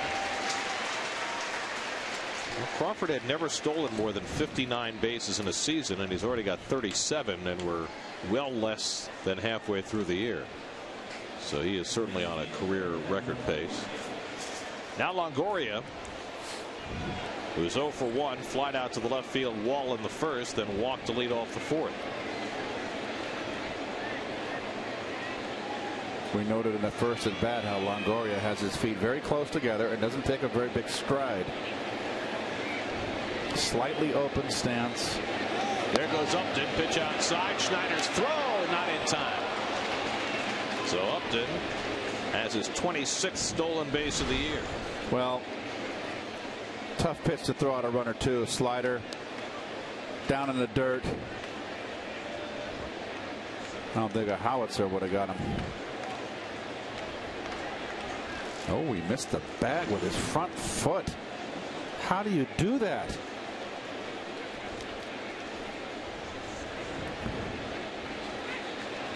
All I know is if you're going to run with your team down by 4 runs in the 6th inning, you better have it pretty clear cut. You don't want to be making the second out of the inning with your leading RBI guy at the plate.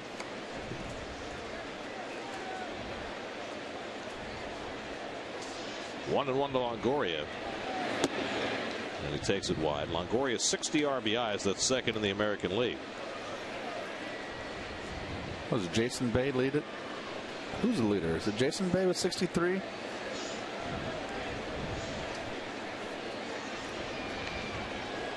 That is affirmative. 63. Dismissed. Aye, aye, sir.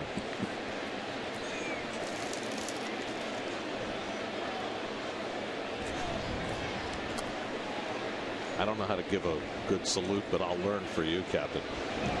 2-1. There's a strike. 2-2.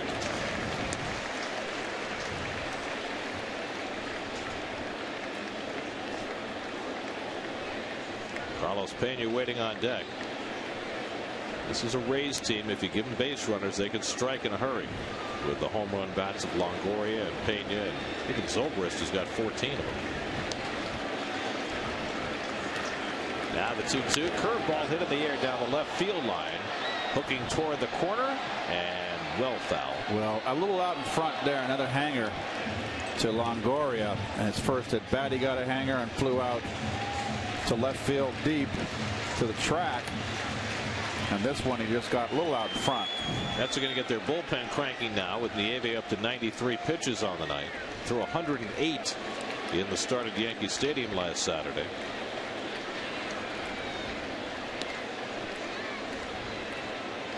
And so Bobby Parnell, who has been pushed back and out of his 8th inning role for the moment, up here in the 6th.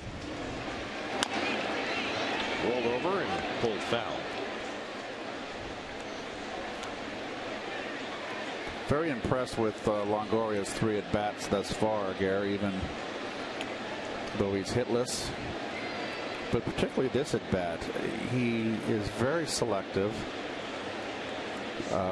The first strike in this at bat was a nasty curveball where everybody else in this line has been swinging at it. He took it. It wasn't a good pitch to hit. He's fought off some good breaking balls to stay in the bat. There's Steve Henderson, the hitting coach for Tampa, and he, the former Met. Henderson, one of the 4 players the Mets got from the Reds in the Tom Seaver deal back in 1977.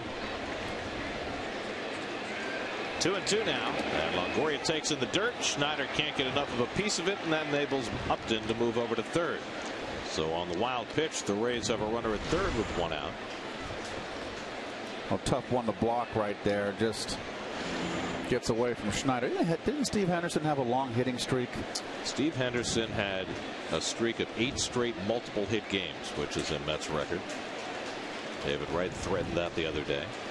3-2 to Longoria, too high, ball 4, and the Rays have 2 men on. That's the 3rd walk given up by Nieve. 2 of those have gone to Longoria. Well, so far, Nieve has had Carlos Pena's number. Well, the first at bat on a changeup, away down out of the strike zone. Now this was another changeup, but he got it inside. A mistake, but he missed on the inside corner and froze Pena. You don't want to miss with a changeup up and over the middle. That's setting their infield defense now. They've got 3 infielders on the right side, but with a runner at third, Wright can't venture too far away from third base. Well, he could with Nieve in the stretch.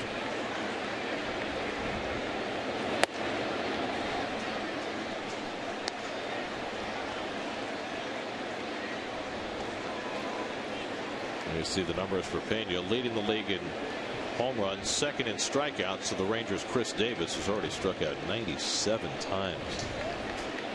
That's incredible. You can see he's trying to get double play here. 2 pitches away, sinking. He's behind. He got the double play back in the 3rd to get him out of a little jam. Well, David Wright's heading into the mound to talk to Nieve. And you see Schneider is communicating with Dan Warthen, the pitching coach. And this is a good pitch to hit. It's a hitter's pitch to hit. And let's see what they're going to feature here. Fastball, and he wants to throw a changeup. On 2-0, Pena swings, dribbles one back to Nieve, goes to second, gets the force there, relay to first, not in time as a run comes home. Upton hesitated before he broke from third, but as soon as Nieve released that ball, he took off of the plate, and the ball just hit too slowly for the Mets to turn two. Well, pretty aggressive play right there by Nieve. Now you can watch Upton here in the left-hand box. He has to freeze because Nieve's got the ball. But once he goes to second, properly goes home. I tell you what, aggressive play by Nieve with a 4-run lead. To go for the lead run, I like it. And got it. Well, let me ask you this. Where Upton was, could Nieve have looked at him? No, because Wright had vacated third base, so he had no play there. So now it's a 4-1 game. And Ben Zobrist the batter with a runner at first and 2 out. Nice aggressive play by Nieve defensively, getting the lead runner. You know, a base hit right here makes it a 4-2 ball game if he doesn't make that aggressive throw to second. So it's Pena's 50th run batted into the year. You see Nieve just reaching 100 pitches. And now he's behind on Zobrist 2-0. Zobrist has twice flied to center field. The last time he hit it over 410 feet. But Beltran caught it on the warning track. So Dan Worthington hoping to nurse Nieve through this 6th inning. But he's got Parnell ready in case he falters. Driven to right field, but Church has plenty of room out there. And that'll do it for the Rays in the top of the 6th. So another strong effort by Fernando Nieve, probably done for the night. He leaves with a 4-1 lead.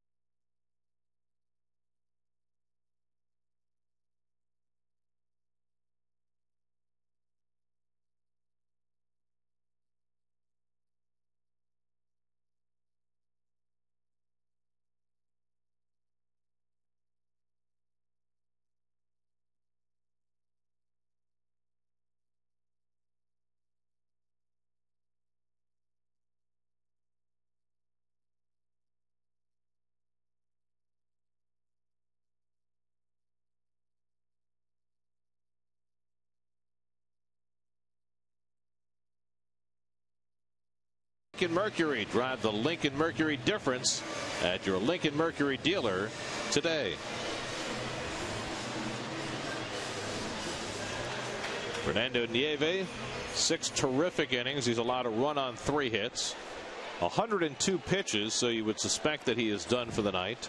And a job well done in back-to-back starts against 2 very good offensive teams. First the Yankees and now the Rays. Well, 3 hits in 6 innings. Gary Sheffield takes high. Sheffield has singled and walked tonight. You know what I loved about Nieve after that start against the Yankees? They said to him as Bobby Parnell gets ready to pitch the 7th. The reporters asked him after the game, were you intimidated by pitching at Yankee Stadium? He said, hey, pitched in the big leagues before. As if to say, you know, I'm not some kid who's never been to the big leagues. This wasn't my debut. I had enough confidence that all he needed to do was go out there and do his job. And he did, and he backed it up tonight. It's like a second life for Fernando. A lot of times guys get traded from a team that's kind of quit on them. They sense that they've quit on them. Sheffield lines one to left field. It stays up for Crawford. And that's the first out of the inning. You know, then you get traded over to a team that wants you. It's a shot in the arm. It's new life. So 1 out and nobody on. Now Ryan Church. And Andy Sonenstein has settled in nicely after a rough couple of innings. He's retired 8 of the last 9. Church has walked and flied out tonight 0 for 1. Oh, okay. There it is. Busy out near Blue Smoke and Shake Shack. They got that little miniature baseball diamond out there behind there too, and the kids can hit off the tee. The wiffle ball. Yeah. Field. It's cute. I like that little field.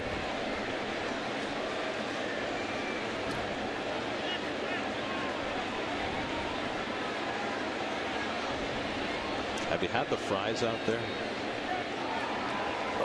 Fries are unbelievable. It's not on the diet right now. Not on my diet either, but hopefully I'll be able to test them in August. What happens in August? Well, hopefully I'll have lost 10 pounds. I'll be down to 220 and ready for the title fight. Let's check in with Kevin. There's two sides to the Fernando Martinez thing about him being sent down to Buffalo today and Nick Evans being recalled.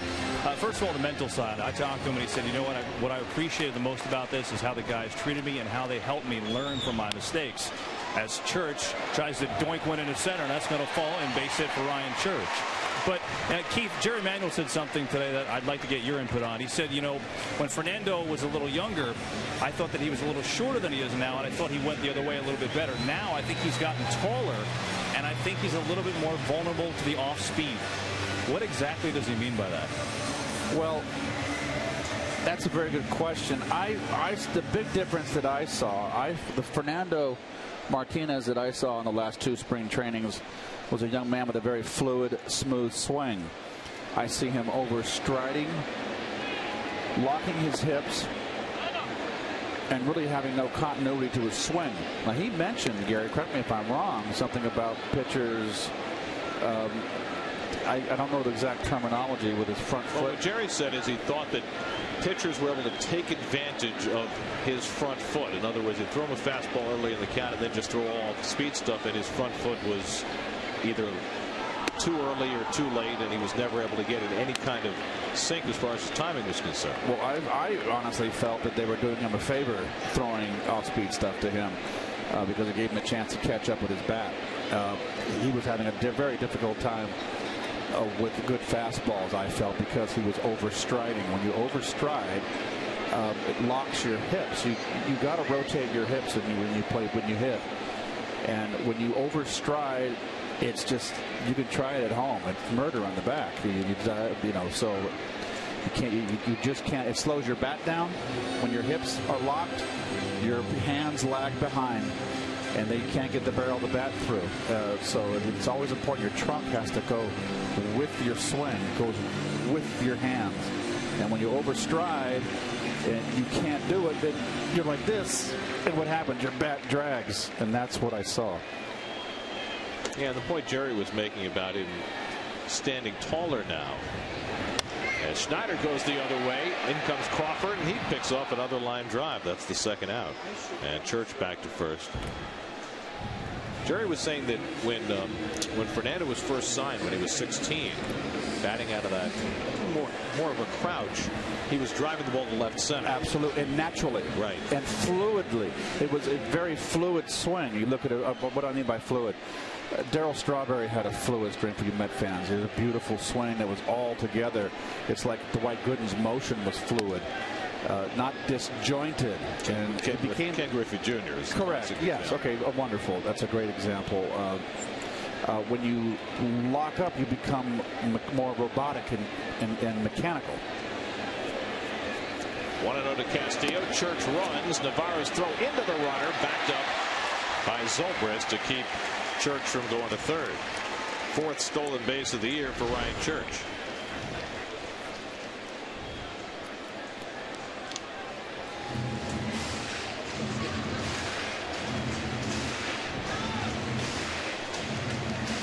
That is the first stolen base against Andy Sonenstein in more than 200 innings.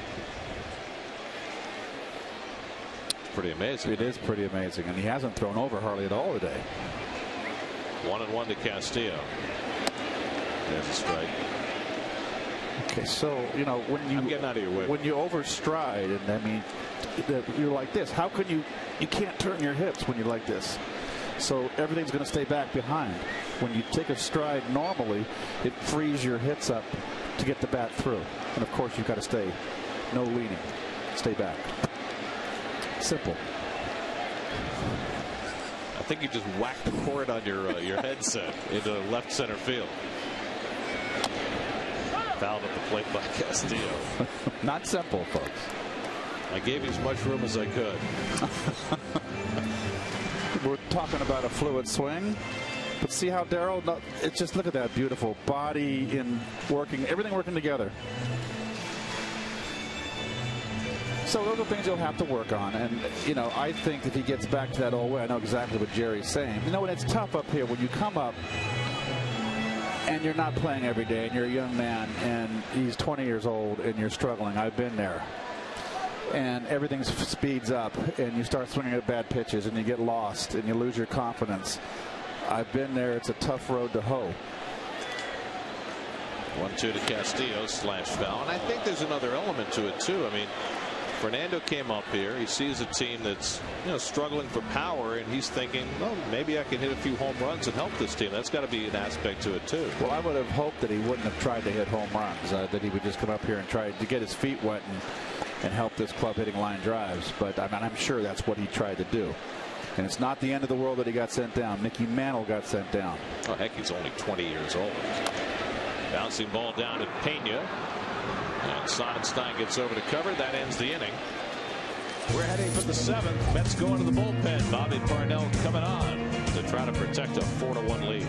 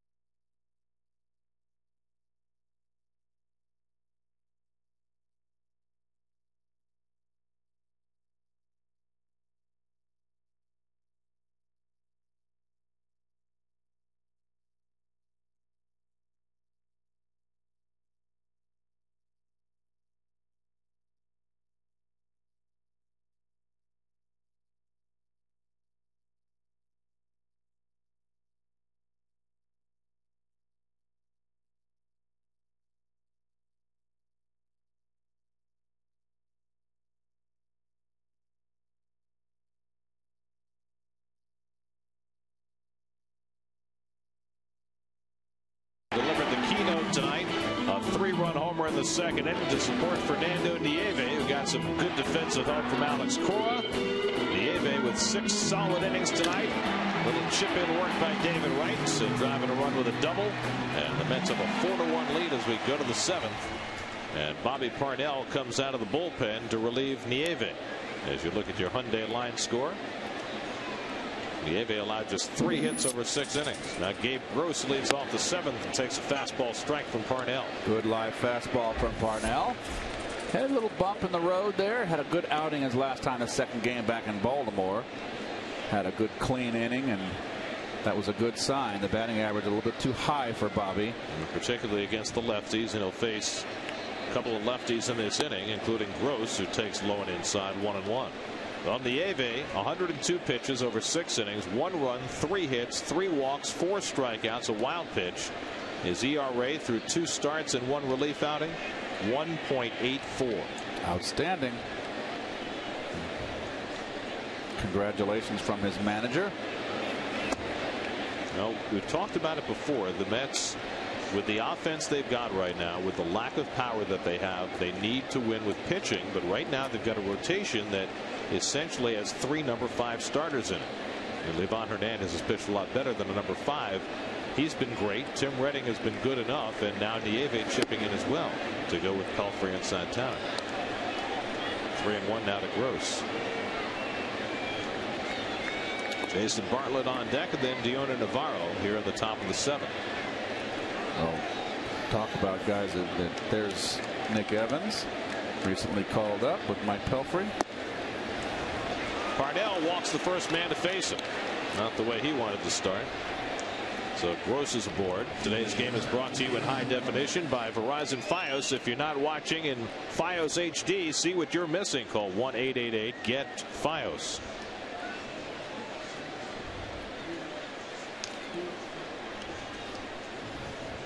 So now Bartlett, who's 0 for 2 tonight, started the day with a 13-game hitting streak, and look at that, a .371 batting average even after his 0 for 2.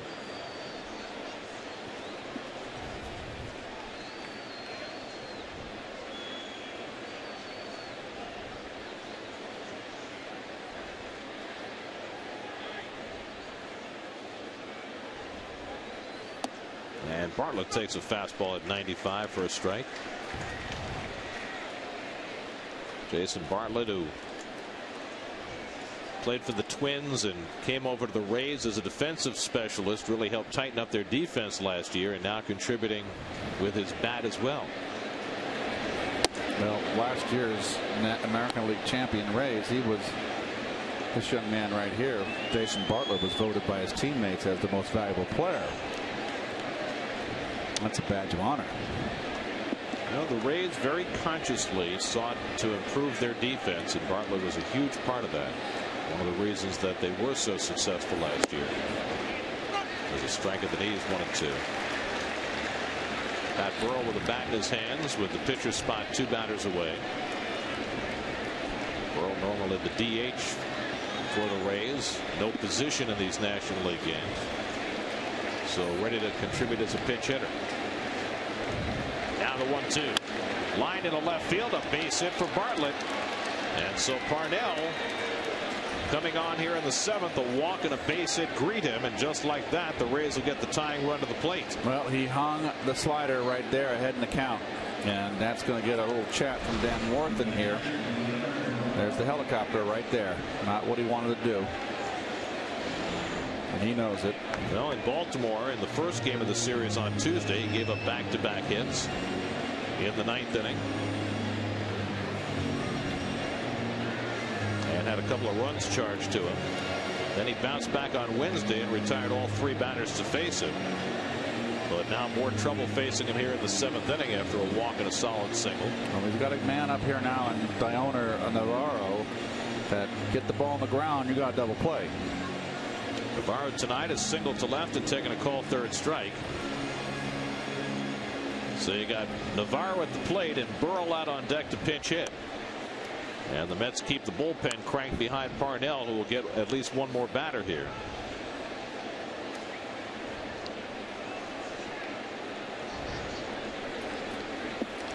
Gross at second and Bartlett at first with nobody out.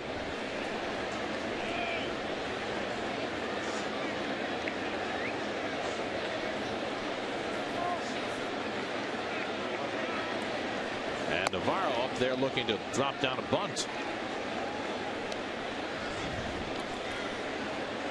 1-0.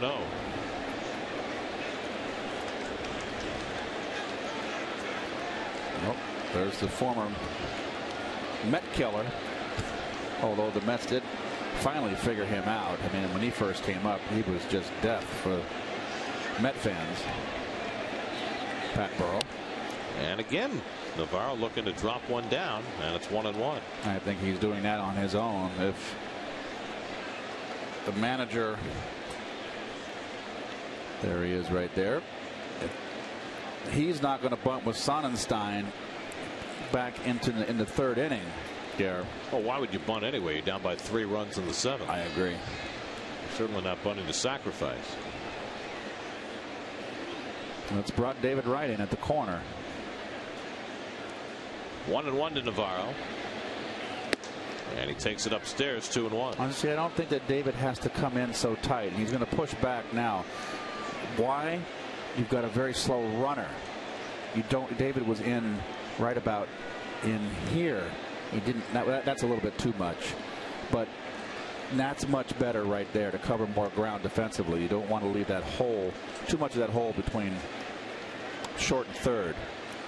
Navarro cracks one to right field, chasing Church back. He gets there to make the catch. Tagging at second is Gross. He'll move over to third. So Navarro hit that ball solidly. That's the first out of the inning. They are making some awfully solid contact recently off Bobby Parnell. Well, I thought he got in on him enough there, Gare. Just enough got in on him. And there's Feliciano and Brian Stokes. And boy, is Feliciano ever going to get a rest? Here's the pitch. Let's see. Fastball away. He misses inner half. Oh, he got the barrel. You're right, Gare. The greeting is for Pat Burrell. Announces the pinch hitter for Sonenstein. Burrell is having a dreadful go of it as a Ray. Very rare that a guy plays in the World Series and then opts to go to the other side. Of course, Burrell played for the Phillies on their World Championship team last year, beat the Rays in the World Series, and now he's a Ray. Interesting that they on ring day, when they gave the rings away to the Phillies in front of the home fans, Burrell was with Tampa at Boston and asked permission from the manager if he could fly to Philly for that and get his ring. And he got the biggest ovation, they say, than anybody else on the Phillies team. 42 career home runs against the Mets, and he's up as the tying run at the plate, but Parnell gets ahead of him 0-2. 97 from Bobby. No, I don't know what Pat's thinking. You got a fastball pitcher right there. Taking 2 fastballs.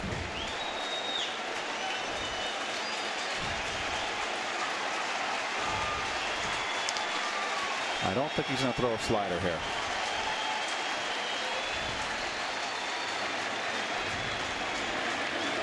Low and away with that fastball, 1-2.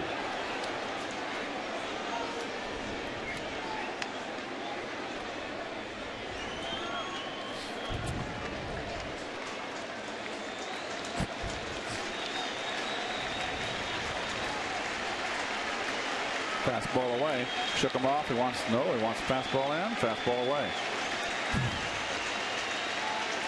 1-2 to Burrell. Foul back. Oh, good cut by Burrell. And you see, I think Parnell's missing location a lot now, Gary, and that's what's been his problem. There, he wanted a fastball in and missed, away, and missed inner half. Had too much plate when you're ahead 1-2.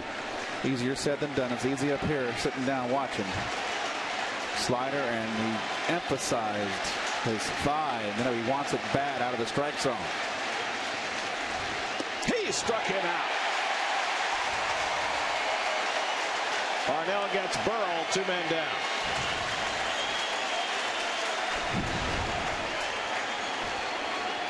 It's 1-2. See if he'll go fishing for a bad pitch, and he did, Mr. Burrell. So Ronnie always talks about the ability to throw that breaking ball for a ball. Expanding the strike zone. I love that term. So now Upton. First and third and 2 down. Upton had an infield hit, stole a base, and scored the only Rays run in the 6th inning.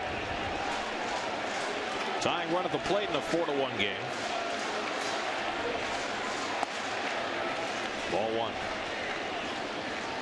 Melvin Emmanuel Upton. His dad is known as Boss Man. He's Boss Man Jr. BJ.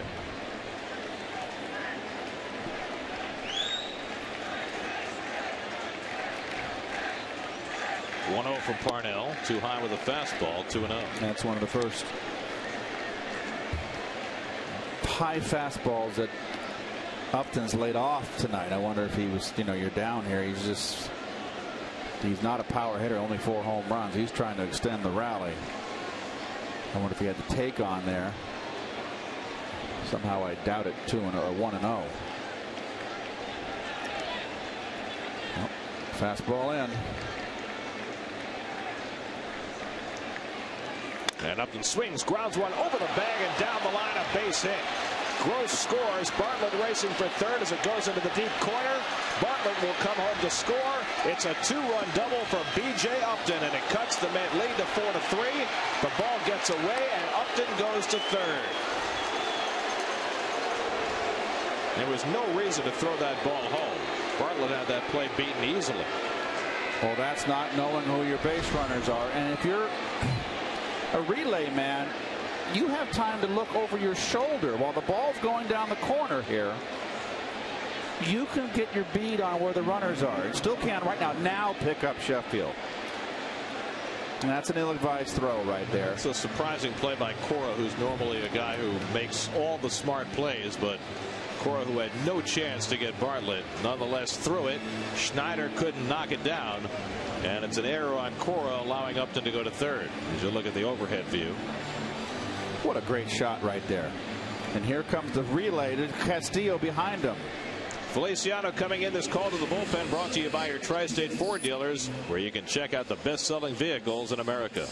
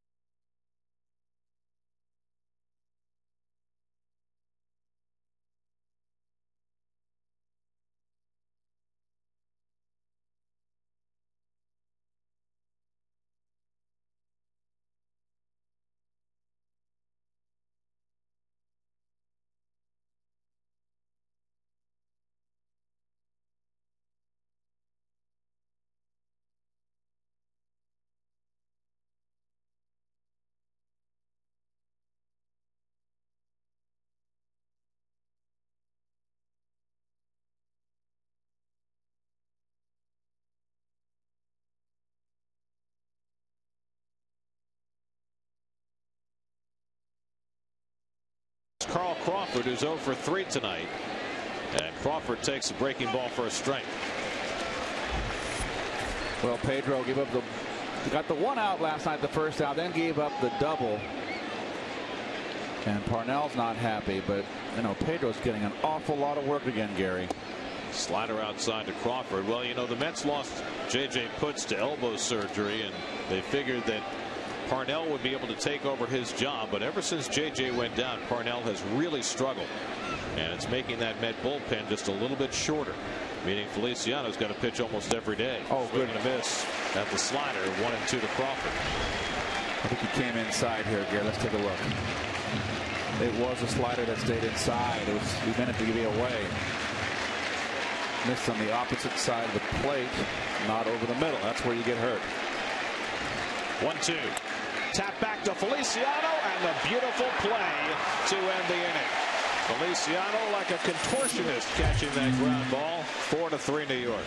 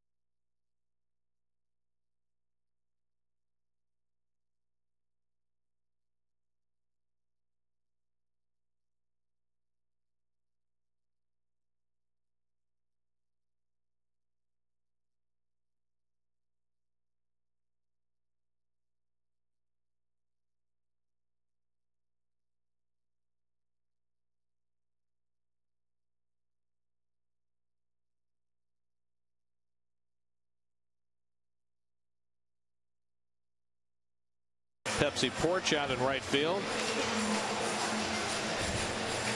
And now out to left center and left field. Beautiful park. The left field landing. And the Mo Zone in right field, which is going to host a Gary, Keith, and Ron event on Sunday, Father's Day. We're going to have some fatherless kids get a dad for the day. Here's the double right here. It's so great. Keep an eye on top of your screen in the middle. You guys can run it. Wright misses right here. So Wright has to go back to third because there's another runner. Go ahead, guys. Cora has to come out here. Look at Castillo has to hustle all the way over to be the trailer. Now watch Murphy come behind and trail the runner. So that's all the fundies right there. Now why does Louis run over there all that way? To tell Cora, hold on to it, eat it, or home, or run it in. That's beautiful fundies right there. Fernando Tatis pinch hitting against the new Rays pitcher, the former Atlanta Brave, Lance Cormier. Oh, there. Excuse me, Gary. I was all excited about that relay there. All that. You love all those fundies. You can see Cormier, the former Brave. You remember when he came up a couple years ago. Well, Andy Sonenstein did a nice job holding the Mets down after they took a 4-0 lead. He held them to just 2 hits over the next 3 innings and allowed his team a chance to get back in the game. Sonenstein wound up going 6 innings, allowing 4 runs, 7 hits. And Tatis strokes 1 foul. Sean Green getting ready to pitch the 8th inning with Tatis batting for Feliciano, who retired his only batter.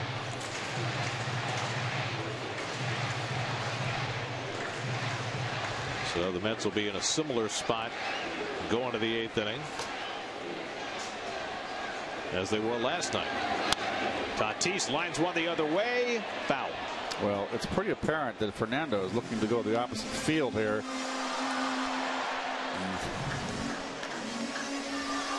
That's the old Adirondack. Rawlings bought out Adirondack. That's why the R is on the label now. They used to be the Adirondack bat. And where Louisville Slugger had the autograph of the major leaguer, the Adirondack, and now Rawlings has it printed. Pulled foul. And Adirondack always had that little little stripe right there below the label. There's so many different bats now. That's Mizuno, I believe. I could be wrong. But there was only 2 bats when I played, Adirondack and Louisville Slugger. Hillerick and Bradsby. Yep. Here's the 0-2. Low and away. 1-2 to Tatis. Well, actually a nice recovery from Andy Sonenstein after giving up the 4 runs in the first 3 innings.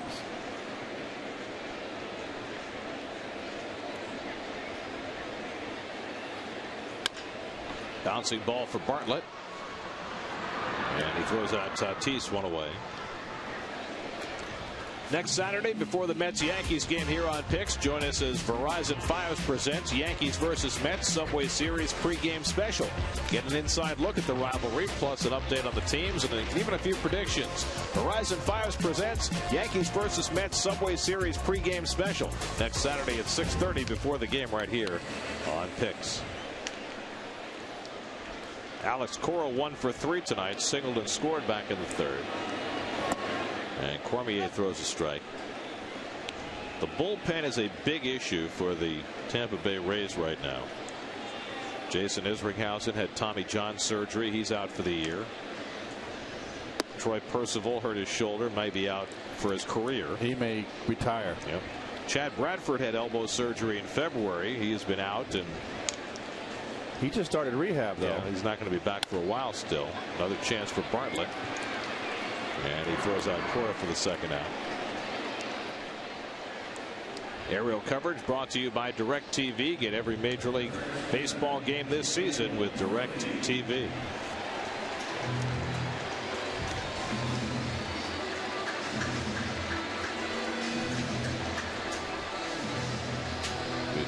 Enjoyed the overhead views all night from the blimp.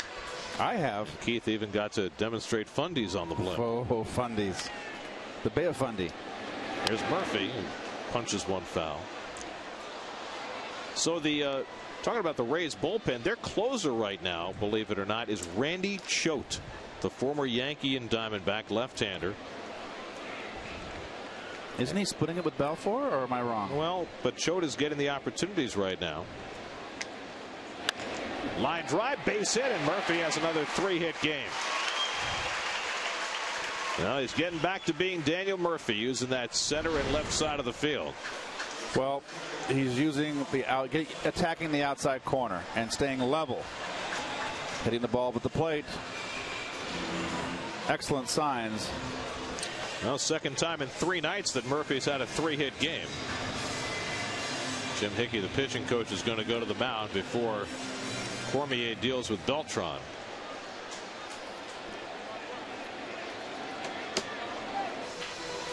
Well, all of a sudden this game got a little dicey. You see the Phillies are still, they're really missing Raul Ibanez. They're not hitting. They're losing 4-2 in the bottom of the 8th. That's against the Orioles in Baltimore. There's Grant Balfour, the excitable one in the Rays bullpen. Beltran 2 hits and 4 career at bats against Lance Cormier. With Murphy at first, he takes a strike. Carlos 0 for 3 tonight. Has hit the ball on the ground to the right side all 3 times. Well, they can't keep an eye on Murphy there. You can steal a base. He has 1 steal this year. And Cormier wants another conversation with Navarro. Lance Cormier, now 28 years old. Had a fine college career at the University of Alabama. Drafted by the Diamondbacks. Wound up with the Braves last year with Baltimore. And now pitching for Joe Madden in Tampa Bay.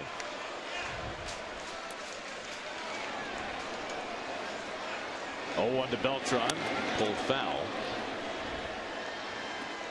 And Cormier ahead 0-2. Cormier throwing a steady diet of breaking balls this inning.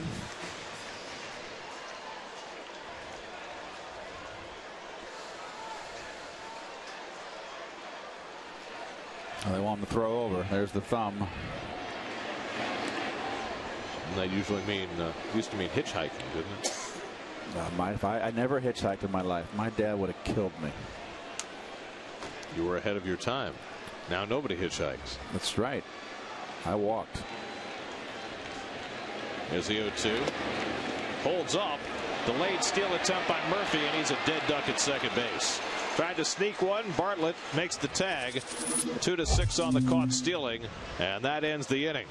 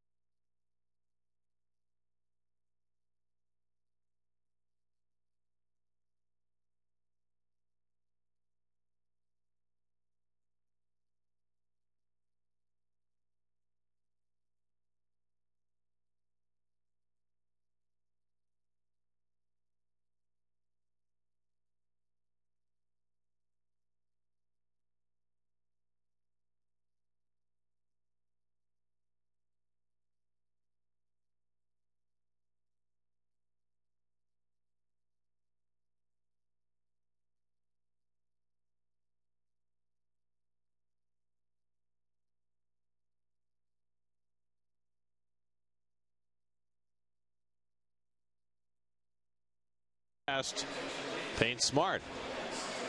I see Wagner. I think Billy.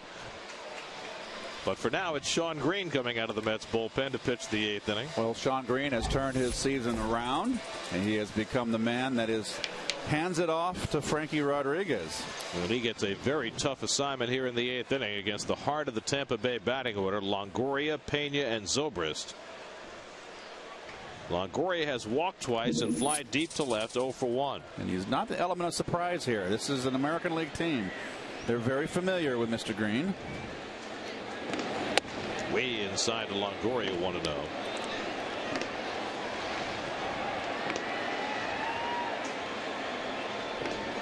First at bat for Longoria against Sean Green. Well, the element of surprise to Mr. Green, to Longoria, he's a second-year man. Oh, good sinker. Well, Green's ball has really been moving recently.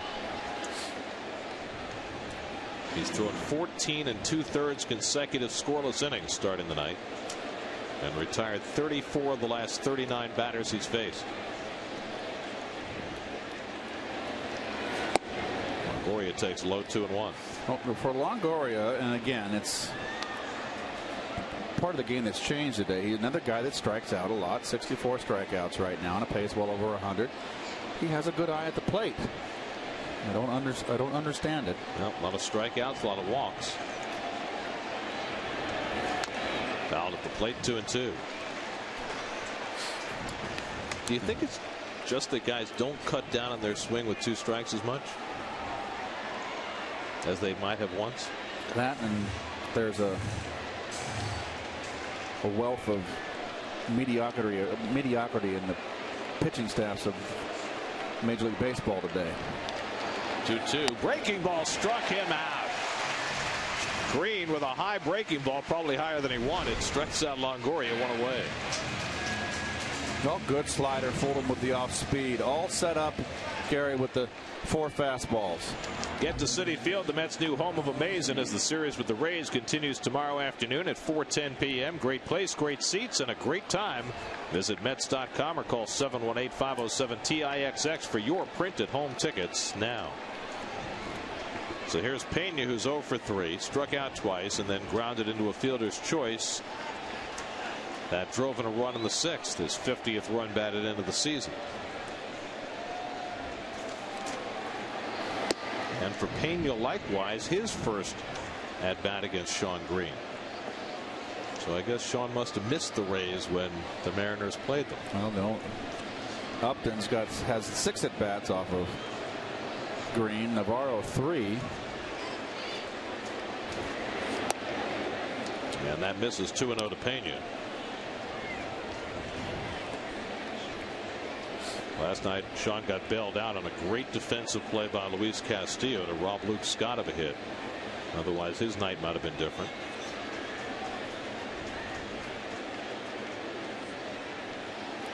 (2-0 to Pena, and that's down the middle for a strike. 2-1. They go to the 9th in Philadelphia. The Orioles 4, the Phillies 2. Mets keep getting help out of town, but they have to be able to help themselves. I just think the 2 bats that you really can't afford to lose in that Philly lineup is Ibanez and Utley. Now 2-1, and Pena drives one to left center field. Beltran won't get there. It hops up against the wall. Pena racing to second, and he pulls in with a 1-out double.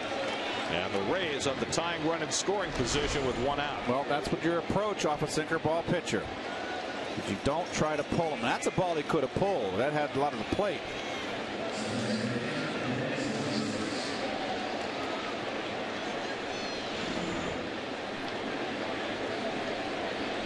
For Pena, his 14th double of the year. Now Ben Zobrist, who's hit the ball in the air 3 times in a row, including one that went well back in right center field, well over 410 feet. That was caught.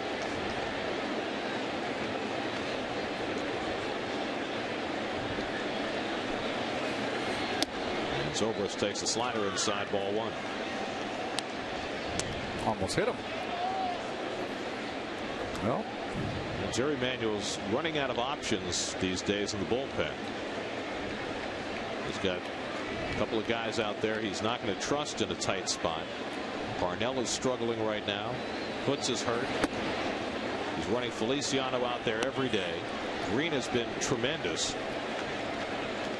But there's not a whole lot else now to work in front of Frankie Rodriguez. And you just can't go on day in, day out using these guys every day. And when the pitcher's not going over 6 innings, what are your options?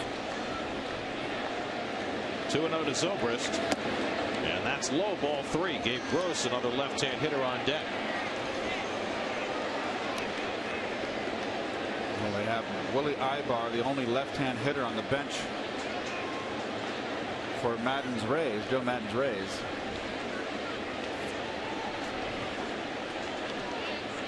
Now the 3-0. And that's ball 4. And Zobrist is on. Now the tying and go-ahead runs are on base with Gross coming to the plate. And Dan Warthen, who has had to beat quite a trail to the mound the last couple of innings, will take another visit.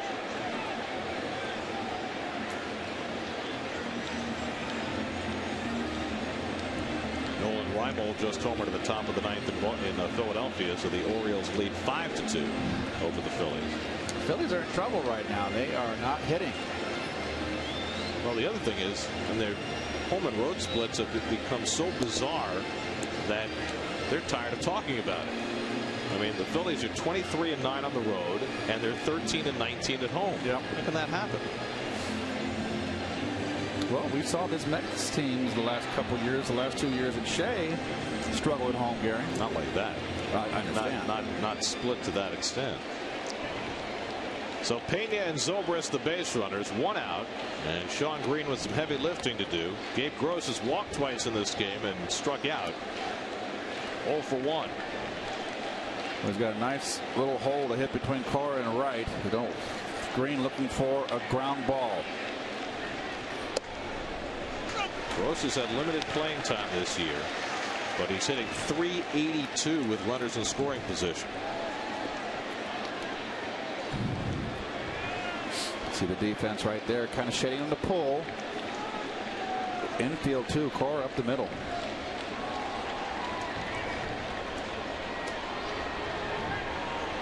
Green's 0-1. On the inside corner, a strike. Good pitch, 0-2. Well, he got the call there. That was a borderline Nieve. And he got the call. And now he's in a hole here. Jason Bartlett on deck.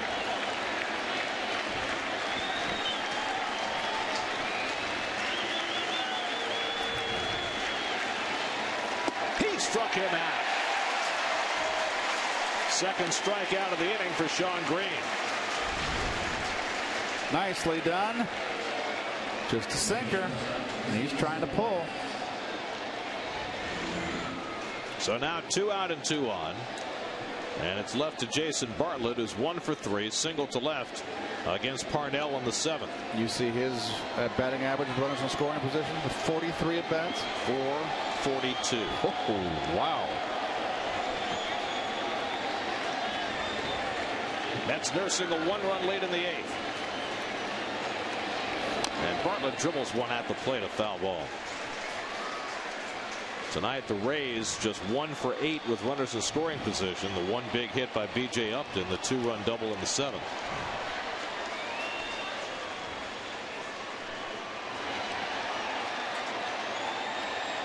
The Tampa Bay Rays, who lead the American League in runs scored. 0-1 from Green. And a slider in for a strike. And he gets ahead on Bartlett, 0-2. He hung it inside enough. Oh, boy, he didn't pull the trigger. Big sweeping slider.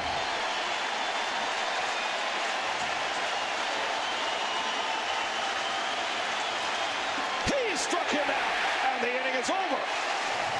Back-to-back strikeouts of Gross and Bartlett, and Green gets himself out of trouble in the 8th. 4-3 New York.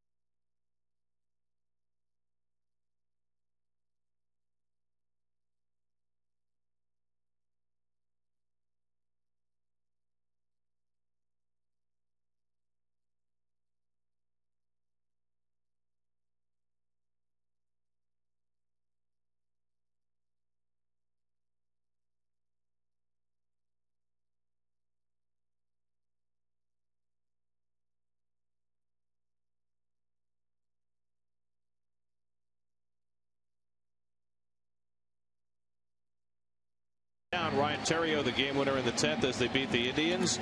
The Orioles now up 5-2 on the Phillies as they play in the 9th. The Blue Jays and the Nats 1-1 in the 8th.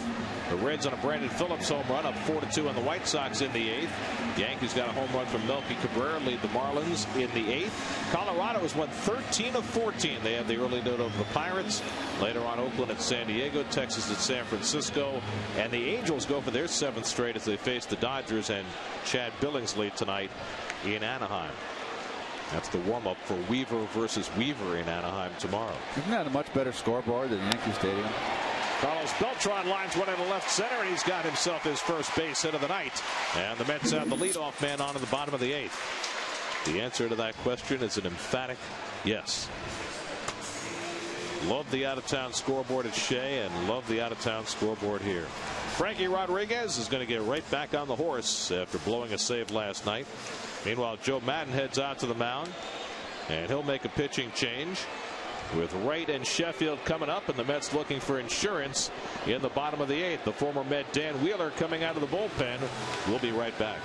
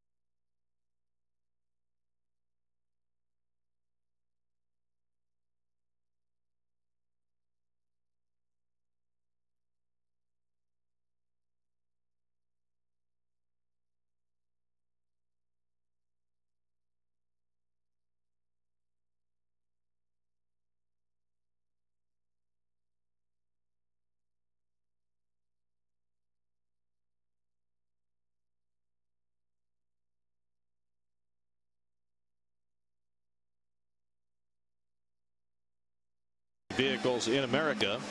Dan Wheeler, who pitched for the Mets back in 03 and 04 and whose career has really blossomed since leaving, comes on for Tampa Bay here in the 8th. Well, 27th appearance for Dan. You see the ERA not exactly sparkling.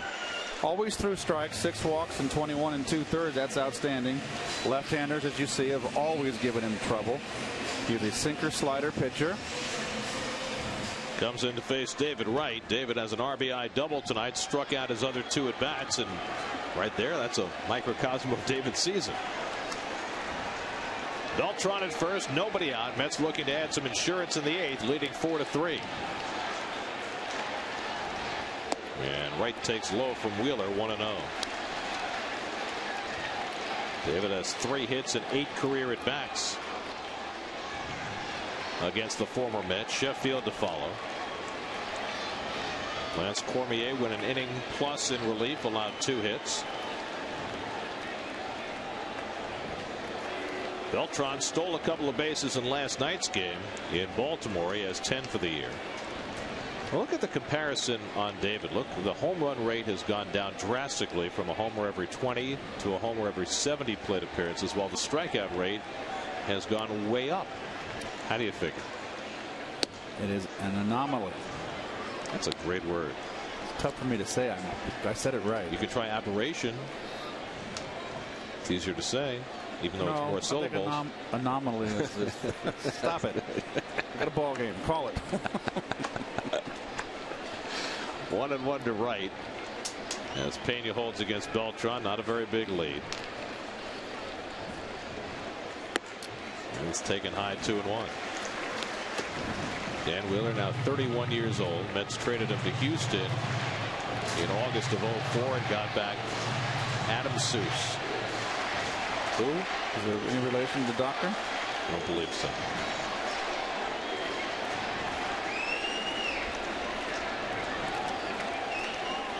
Because, you know, Dr. Seuss's name wasn't really Seuss. It's Theodore Geisel. Really? Yeah.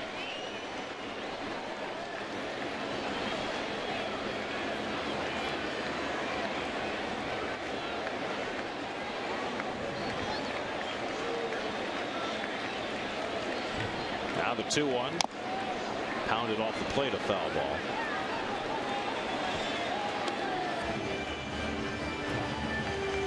Important would have remembered that. Because an elephant never forgets. I'm wondering, Carlos hasn't tried to steal today. And remember, in Baltimore the other night, I think he's got a little tender leg. 2 stolen bases against Wheeler this year with nobody caught. 2-2 to Wright. Slider struck him out. Third time David's been fanned tonight. That's the first out of the bottom of the 8th. Well, they've been pitching him in, and not so the Rays. They've struck David out on sliders off the plate.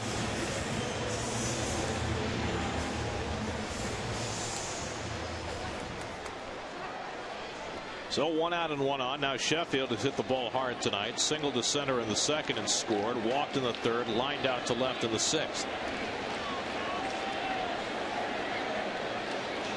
There goes Beltran. Navarro's throw is high, and Beltran has a stolen base. His 11th of the year. Well, they hardly ever throw this man out. And just gets his front foot in. This not like, what was it, Upton, or was it Crawford? Upton. Back in the 6th. Well, Wheeler's got to watch out because Beltran loves to steal 3rd, particularly with the 1 out. Low on away to Sheffield, 1-1.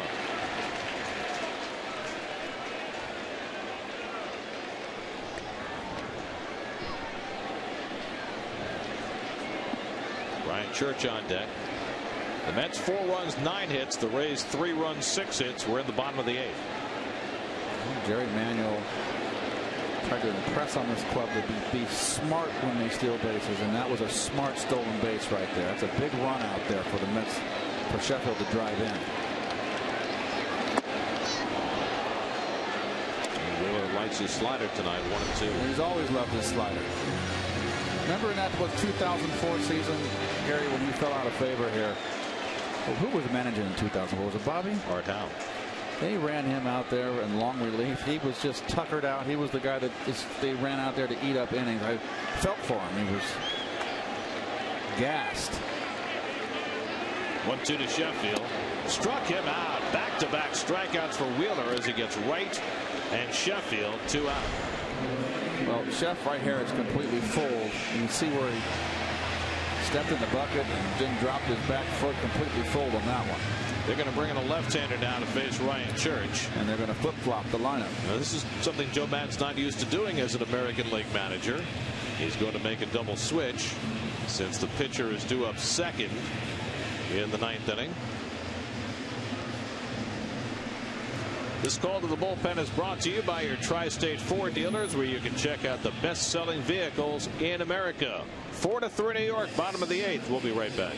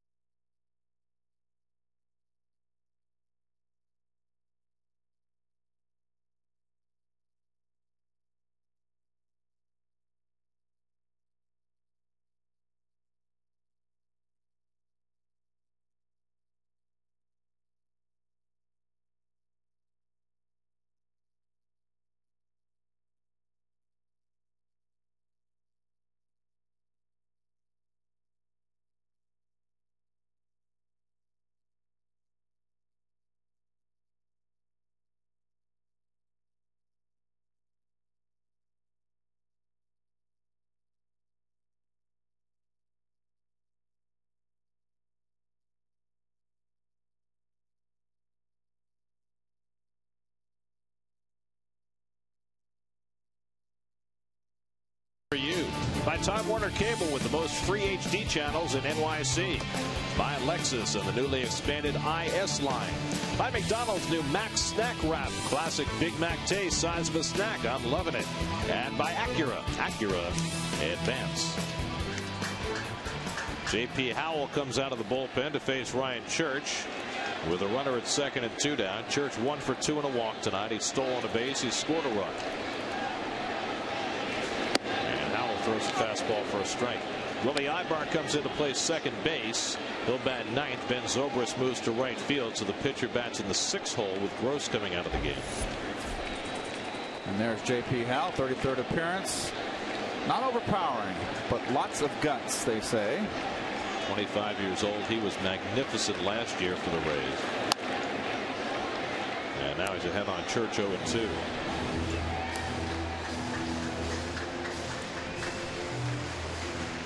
Beltran led off the inning with a single to center, stole second, but Wheeler struck out Wright and Sheffield. Rays will have 8, 9, and 1 in the order coming up in the 9th. Navarro, Ibar, and Upton against K-Rod.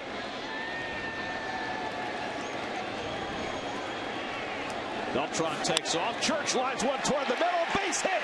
And Beltran comes in to score that insurance run.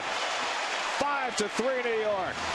Church behind in the count with Beltran running. Knocks in his 15th run of the year. Well, base hit's all you need, so shorten up. And Beltran running on the play. Nice hitting by Church. Wants the fastball away. It is away, and Ryan goes right up the middle. Big blow for Ryan. Look at that. He's happy.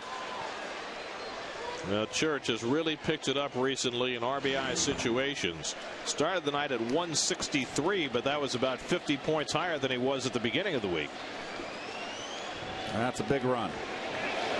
Now Church takes off and steals second unmolested. Second stolen base of the night for Ryan Church. Well, Tampa Bay's pitchers have got to start paying attention to Met runners. And they're not the only team in the league, in both leagues, that can steal bases. So Church with his second of the night, his 5th of the year. Now another runner in scoring position for Schneider, who takes a strike. 0-2. Well, Howell got a hit on Church 0-2, and Ryan got a base hit. Schneider has the biggest blow of the night, a 3-run homer back in the 2nd, his first home run of the year.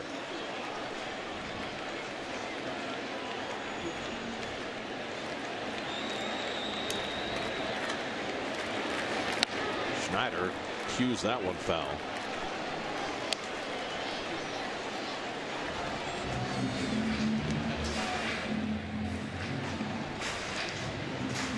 They're in the bottom of the 9th in Philadelphia. Orioles 7, Phillies 2. So the Mets have themselves an opportunity tonight to slice a game off the Phillies lead.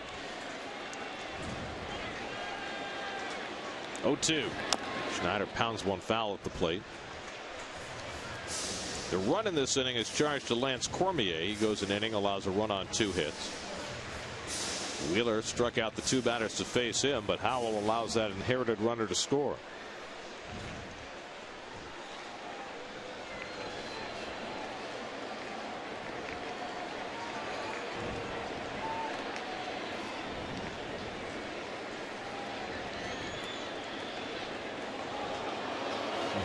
After Beltran took off on 0-2 with 2 out, Howell figuring Church might do the same. Well, he's already in scoring position.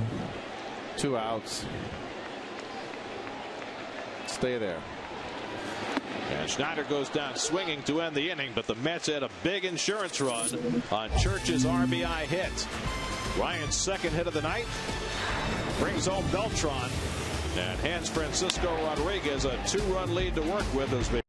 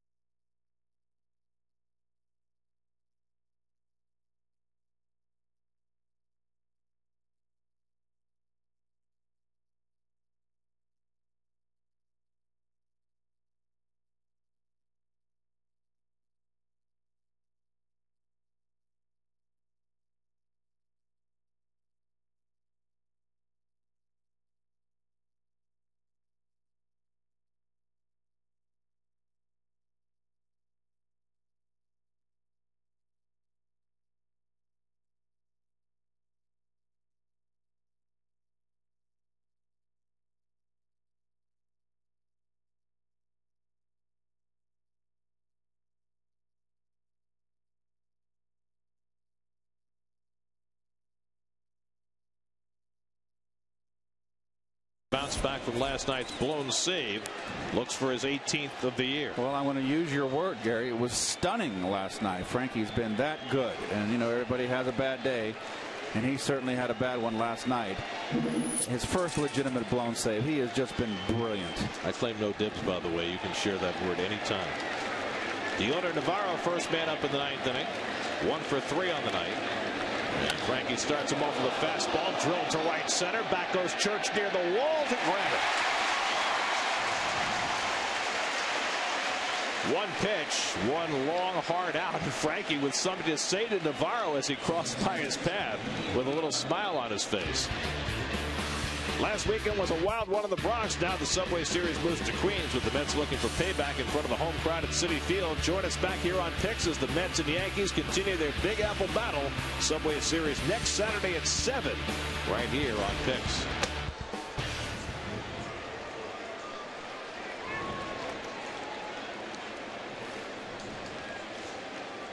One out now. Willie Ibar, who came in the double switch in the 8th inning, hitting a .270 on the year. Switch hitter takes a strike.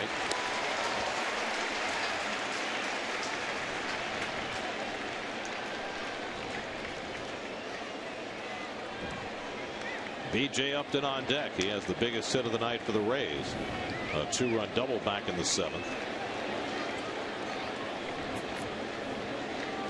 Ibar has had one career at bat against K-Rod, 0 for 1.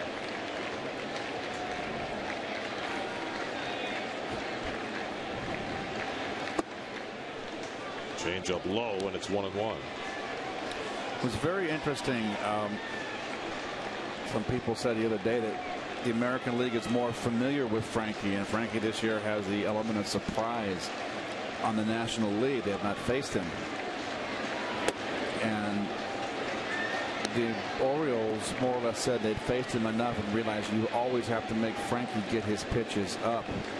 Even his breaking ball, he's always trying to get you to swing at the pitch just off the plate.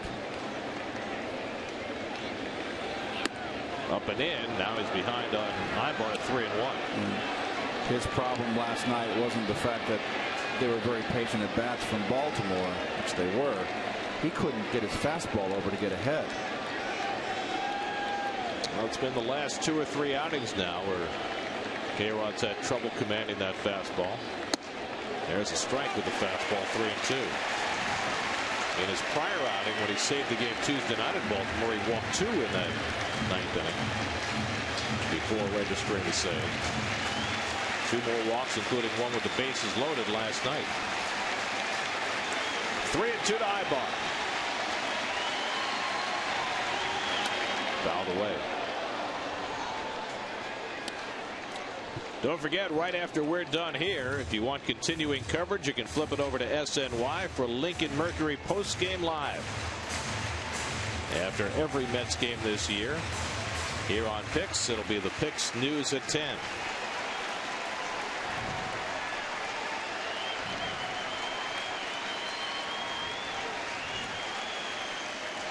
Again, the 3-2. Bouncing ball, right side. Castillo runs it down. Wide throw, but Murphy able to grab it and find the bag for the second out. Now, Castillo had all sorts of time once he got to this ball, but he just made a wide throw. It's not that bad a throw. It was the poor footwork on Murphy's part there, Gary. He just got a little bit off balance there. Little bit off balance. Throws inside the line as he should. Doesn't want to throw it into the runner. And it's not, wasn't a, you know, he's just not a first baseman. That's just a little bit of bad footwork. I think he was actually on the bag to begin with when he caught the ball, but he made sure by stabbing it a second time. It's a work in progress for Murphy. He's learning a new position, and that's the toughest part of the playing first base. So now the Rays are down to their final out. Upton the batter, 2 for 4 on the night, a single and a double, 2 RBIs.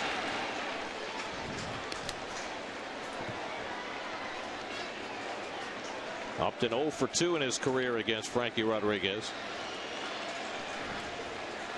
K-Rod trying to nail it down for Fernando Nieve, who was terrific again tonight. Upton lifts one to center field. A can of corn for Carlos Beltran. And the ball game is over. K-Rod bounces back with a 1-2-3 ninth for the save. Fernando Nieve now 2-0 as a Met with 6 stellar innings. A 3-run homer for Brian Schneider, keynote in the offense, and the Mets begin their 10-game homestand by beating the Rays 5-3. Well, I must